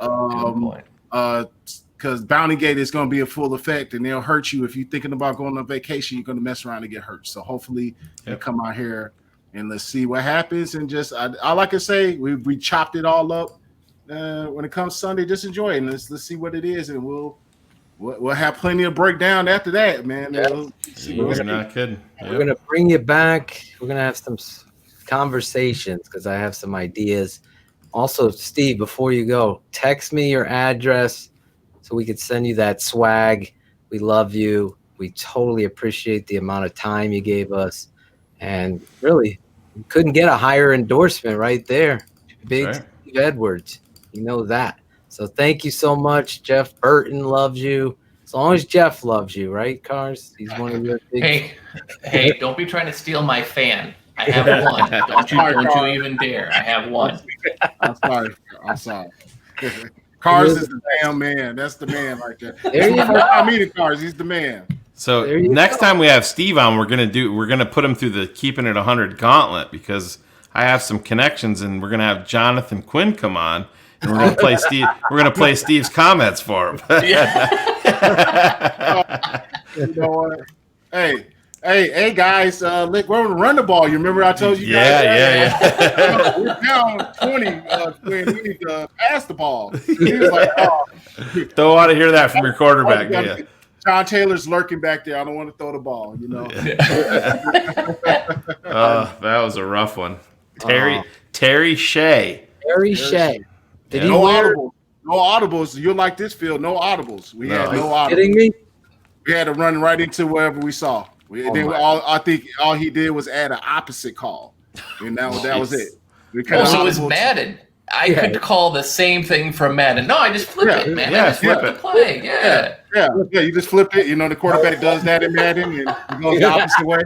That was Terry Shea's offense, man. This explains so much. Oh my God, I love this show. I love Big Steve. I think he also came from Kansas City, correct? He was. Yeah, right. That's who Terry Shea brought Jonathan Quinn. Correct. Yep. Verbally vouched for him. as the story goes. Yeah. And how we are in the mafia here in Chicago, that probably was what got him out of there, along with not having the audible. So, God, can you imagine? Welcome to the NFL. I can't say it enough. I think the energy of the fans understand how much we appreciate Big Steve. God bless you. Be safe. Man. We'll talk this week. Send me your address because I want to get that out to you. All right. All right, brother. You guys be easy. You too. I love it. It's one of my favorites. Tell Kyle Orton go home. Can't stay. Kyle's still living out. I'm gonna stop telling y'all stories, man. Yeah. No, you're safe with us. You're safe with us, man. It's only broadcast to the world. I love telling them. Thanks, Steve. Steve, big fan of Steve. What a show. With no segment, we still go long. It's amazing. Man. Playoff football. We just kicked every Bears fan in the nuts. It's hyped about the game this weekend. It's all good. They could play along too. Go in the chat or go into the YouTube trolling area, as I call it, and give your prediction. See where we're at. Like, I put my name to it. Cars is putting his name to it. Yep. Steve put his name. And Shane put his name to it. So yeah, the Twitter trolls. How do we feel about them, Phil?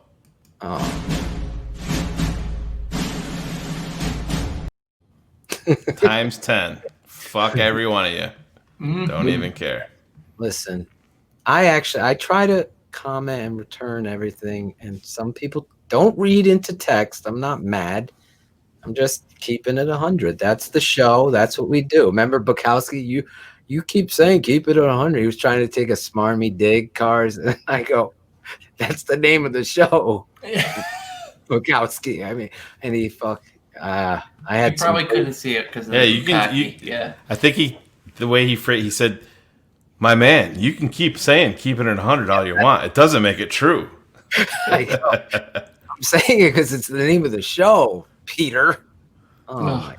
Peter had his trolls out in full force. Yeah. Listen, we had a great show. Next week, I'm going to debut our new shout-out song. And I'm going to be performing with our guy, Cool Kennedy. If you saw Bears Hour Live this past Sunday, we got a new position on our roster here at the Tape Never Lies Network. My boy, Cool Kennedy, he's an MC, singer, songwriter, has stepped out, and I vibe with people. And when you step up in the pocket and deliver like he has, I got to shout that dude out. What he's doing, he wrote a X's with the O's song. And that song he sent me, and I got to just put, it's a video for the Open. That'll debut X's with the O's, me and my father, Saturday morning, about 11 a.m. East. For those of you on the West Coast, don't complain. That'll be on the Patron side. You realize how early that is? You can always watch it. It'll be posted on the Patron channel, www.thetapeneverlies.com. Become a patron. We're going to be a lot of draft stuff with these two guys who I trust. I think we've all been step for step with Mac Jones before he became a hot item ticket, and the vibe has changed, and we're going to get down and dirty into draft football. Obviously, playoffs are going. We'll be live, Bears Hour Live, right after Bears versus Saints. Shane, myself, my dad will also be on that show. Last week, we had Lemuel Stinson returning again.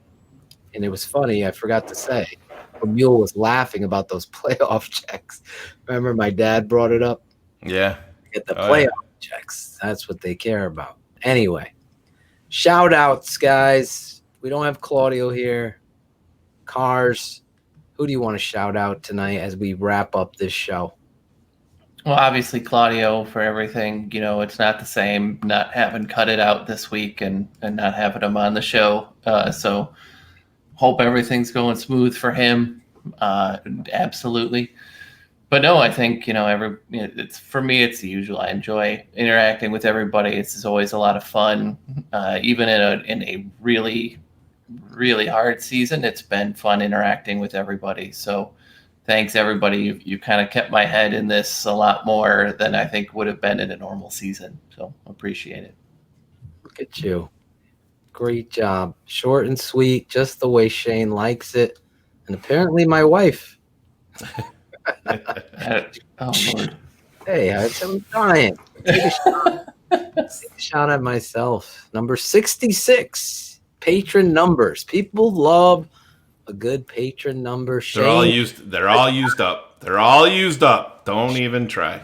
Shane is the guy giving you the vibe. We're not even going to talk about it, but because then I know it'll happen. I was going to say I got one at like 2:50 in the morning. Hey, and I looked at my phone. I'm like, they're like, yo, what's my patron number? I'm like, oh, this is gonna fucking kill me. So I put the phone down, try to fall back asleep. I'm like, motherfucker, and then I find myself walking. This guy, because the app sucks. The app is so horrific with Patreon. It's terrible. You cannot do anything on it in terms of business and shit that Phil and I have to handle, and it's terrible. Yeah, I'm putting your patron numbers up as you speak, Jesse. Jesse Dumb. Look at Anthony. What's my number, Shane? He's going to deal with that in the afternoon tomorrow. Jeff Burton, number 2 cars. Number 2. Not all of them, Tony. Not all of them. Tony. So Shane answers the Patreon messages. Phil and I. Oh, I will make sure you know it's me. So, yes. If you want to hit the Tape Never Lies swag, there you go. You can click on it. It's in the chat. You can just click on that link in the chat. Get yourself a hoodie. Real quick, I ordered a hoodie, a zip up, special order that I think I'm going to wear once I get it. And it's a Bears Hour Live hoodie on the back. And I'm going to be rocking that. I'm telling you. It's going to be sweet. You got to get over there. They'll make people put their patron numbers on there. They put the walrus. I hear some funny stories. Yeah, whatever you want to do, they're going to work with you. Jamie and Alex do a tremendous job. Heather and Chris Sandlin. Sandlin number what, Shane? Oh, man, he had a tough day. Oh, did he? We got to be nice to him. Yeah, he had his little surgery today. So he had a surgery? I have not caught up. I've been so busy. Yeah, he had a really severe infection in his. It doesn't sound fun at all. He had to have multiple needles stuck into his eyelid. What? Yeah. And then they pulled his eyelid out and had to scrape almost like not a cyst, but it was a bunch of disgusting stuff out of the inside of his eyelid. So somebody that I've never had to deal with that, but my father is diabetic and has some issues with his eyes, and I've taken him to a place in Syracuse, and it's one of the worst things that I've ever seen. They put my dad's face in this contraption and they spray this stuff and make it so he can't blink, and they take a needle, and I'm not kidding you, it's this long, and it goes right in through his eye to the back of his eye. Can you imagine dealing with that? No, I hate that kind of thought. You always say these fucking things like you gotta open, and it's like a guy's leg getting bent in half, and I'm like, I can't. Yeah, I set up the 2 people, you and Cars, and you guys. When the guy jumped off the ropes, I fucking had chills going on. Like, you motherfucker! I can't even open videos with you. I don't trust him anymore. When he sends me something, I'm like, no. I passed it to Steph and let her watch it to see if it's safe if she's around. Buy me some time. I'm trying to be nice and find Anthony Mendez's Patreon number here. That's why my Lady Bear first. It's her post office. She's fighting with the post office. They said that they delivered the swag, but it didn't get there. What could she do? Well, does she have a Ring video doorbell? I'm not sure of what her setup is there because that happens a lot. People get shit stolen. You put this insurance on it? I've always wanted to ask you, but then like you lose it and they go, well, and that's a well. What's a well? It's like when I broke that tax, the TurboTax thing on the IRS. Did you see that? I was updating people. If you paid your TurboTax, oh yeah, I did see that. The refund, and you just skimmed it off the top, they actually sent your stimulus check to the place that skims the money for TurboTax instead of sending it to TurboTax to send to you. So now my stimulus check is lost, and I don't know if I'm going to get it or I'm going to claim it on the taxes. And it's just a well. Well, is that a Midwest thing? What? Yes, absolutely. It is. See, it's a well. Anyway, you can return it. Just we're not taking it. Yeah, we don't. We were gonna run a special in the spring for 20% off the return. You get a special coupon. Anyway, Shane, you have any shout out? No, I want to see some good Chicago Bears football Sunday. I'm not confident that I will, but I mean, I've said this 100 times. We deserve it as Bears fans with what we've been through, but I just I think it would go a long way. Go down there and put one on New Orleans. I think you just never know. You go down there and you play a good game, things can catch fire. And the thing about it is, there's in the NFC, there's nobody. There's not the Chiefs. There's not the way that, I mean, Buffalo has surprised me. There's not Buffalo. I mean, Buffalo is highly explosive team right now, and I mean that's a showdown waiting to happen. Buffalo versus Kansas City in the AFC. I don't see that in the NFC. Would I be deathly afraid playing Tom Brady and the Tampa Bay Bucks? No, we've been there, and guess what? We beat them. Mm-hmm. Can Green Bay be beat? We were in the game as bad as we played, and it turned on a 4th and 1. So go down there, take care of business in New Orleans, and whatever happens, we'll see. Maybe you light the fuse and you shock the world. But no, I'm gonna shout out Claude real quick. I mean, I know we all want to. It's I talked to Cars a little bit about it, man. When it's your child, it doesn't matter what age, and in any type of medical situation. I've been laying on a hospital bed beside my son, and even with Ela, I've seen it from both sides, and it's tough. And I mean, we love Claudio here. I know he busts his balls like crazy, but we still love and respect the guy. And when it's your own blood going through something as serious as that, man, it puts everything in perspective, like we like to say here. So shout out to him, and he's exactly where he needs to be tonight. Hopefully they're home now and she's resting comfortably, and knowing Claude, he's resting right there beside her, and that's exactly where he should be. So shout out to you, Claude. You're a gem yourself, and a great dad, and that there needs to be more people like Claudio when it comes to their kids. Good dude. Good shout out. I'm going to also boy Claudio. Again, he was even contemplating doing the show. And I'm like, no. Let's take the night off. We'll be back. BHL, playoff football is going to be going down. So can't shout that guy out enough, coming in from not doing this to where he is now. And really, oh my God, yeah, when he first started, so nervous. He wanted to we must have literally, I've never rehearsed a show or did anything. He wanted to do everything. Yeah, that's one thing we've talked about it here. Like, I sent Cars a text. I don't know, Cars, what was it, a couple of hours before showtime? I'm like, hey, bro, you win tonight?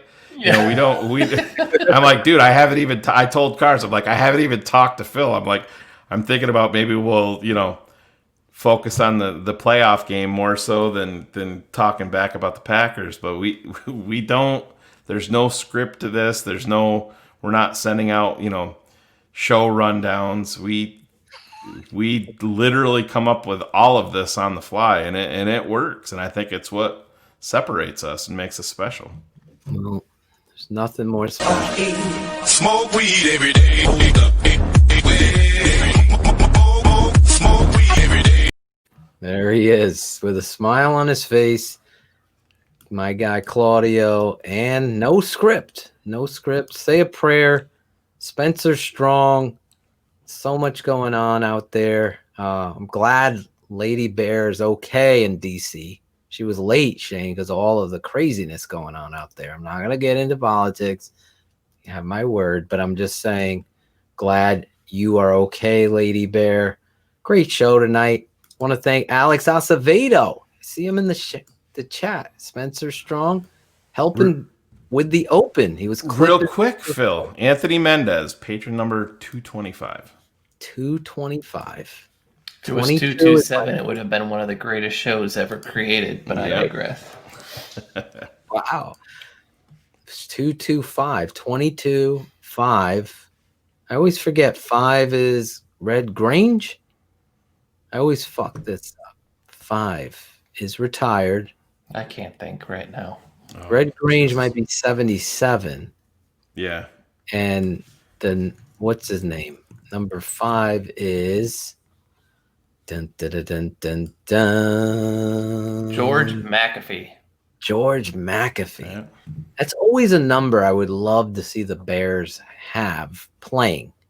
I hate the retired numbers. I like the gotta have a Ring of Honor. Ring of Honor. Yeah. I love like Walter Payton, yes. Gale Sayers, yes. Butkus, okay. That's it for me. No Ditka retired. No Singletary retired. I don't understand. With the thing that always was weird with me. I mean, you're gonna put Singletaries back in circulation, but I know. Like Brian Urlacher's hasn't been touched. I know it's been obviously a lot longer since Singletary played, but I mean, also remember they gave it to fucking James Anderson. I think was the first one to get the 50. McClellan. Yeah, they did it. Yep. Forgot about old Shea. Yep. Forgot about him. Shout out. He was number 99 first, believe it or not. 99. Dan Hampton. He's probably pissed his number ain't retired. Yep. I don't like the retired. But we'll get into that. We got plenty of off season to get into that. I want to shout out my wife. I want to shout out you guys. Steve Edwards, former Bear, was tremendous tonight. My boy Shawn Sierra. Every week I jump on their show Friday mornings. For you guys, it's Central. For me, it's like noon. I want to shout out some of our new patrons: Jeremy Nowak, Hugh Heavens. Imagine your last name is Heavens, like Hugh Heavens. Seth Springman, Greg Hillier, Brian Collop, Joel. Anytime you got one name, Cars, you know you must be a star wherever you're from. Joel. It's like Sting, Seal. I'm changing my name into a symbol. Just so you have Cars. Yeah. You're Cars. So you should come on with a gold chain. Like a fat gold chain with a car. Oh, he's There's getting one. Nothing better than a his neighbor, and gold chain. His new neighbor in Tampa when he moves has a big gold chain. They're gonna be besties down there. Oh my god, I hate you so much. Anybody know a steroid guy? Hit me up in my mentions later on. Real? I didn't know. Was that over. Joel that I was yelling at last week? Remember Joel? Anyway, DeAndre's, Calabas, Leonard Cruppier, Gary Purifori, Todd Venisi, Colton Mastic, Cyro Morales Jr. I think he's in the chat tonight. Eddie, I can't even pronounce it. Eddie V will call you. Orrin Andrews, James Carlton, Laz, John Tell Murphy, Billy Williams, Ronnie Rizzle, Justin Wilson, Chris Bennett, Blake Pryor, Maurice Fulton, Leonard B., Alan Golden, Riley Whitney, Randy Ziga, Pacheco, Eaton Twats. How can you not love a guy Eaton Twats? He must be a real good guy. I want to shout you guys out in the chat room. I was working my way down to him. Give him his creativity nickname. You guys have been awesome. Jackal, Lady Bear. Tell all the new patrons, Phil. Go into the posts and Patreon and look for the new where it says TTNL All Access YouTube and TTNL All Access Facebook, because each and every week when Phil and I go live at halftime, I get inundated with the same question from a bunch of patrons. How come I can never watch this live? That's because you're not reading what's posted on Patreon each and every week. You have to go there, subscribe to the All Access YouTube page, and you have to request to be let into the All Access Facebook page, and that's where the shows go live. And as soon as they're done, we unlist them, and we will post the halftime show immediately to Patreon for your viewing. Absolutely. You guys have been tremendous. Just follow the course in there. They'll give you the links. Get the fuck out of here, Factor, putting bullshit out there. Stop. Yeah. Jesus. We already have caught people, as funny as that is, trying to do shit. Like, just come on. Keep it 100. Follow the rules. Listen, this isn't like we're asking for 100,000 to get in some club that Cars owns. This is... What kind of nerd club do you think that I would potentially own? Like we're sitting around doing stuff with abacuses and just Dragons Club. Did you do that? Oh, absolutely. Yeah. Cars is like the guy on Soul when he's counting the souls going up to heaven. You coming in my club? So are you. You go crazy when something's not right. It controls your whole life. Yeah. Bearded Bandit, thank you. I appreciate your kind words there. We are going to have a patron meetup real quick. Once COVID's over, we are going to let you guys know what game we're going to go to and have a TTNL meet and greet, as well as a live show, barbecue, songs, and all that goodness. I want to shout out everybody again for joining us tonight. I thought it was a great show. Really no script. Getting you ready for the playoffs. Tomorrow, to Tape Never Lies, we'll hit the YouTube channel in the afternoon.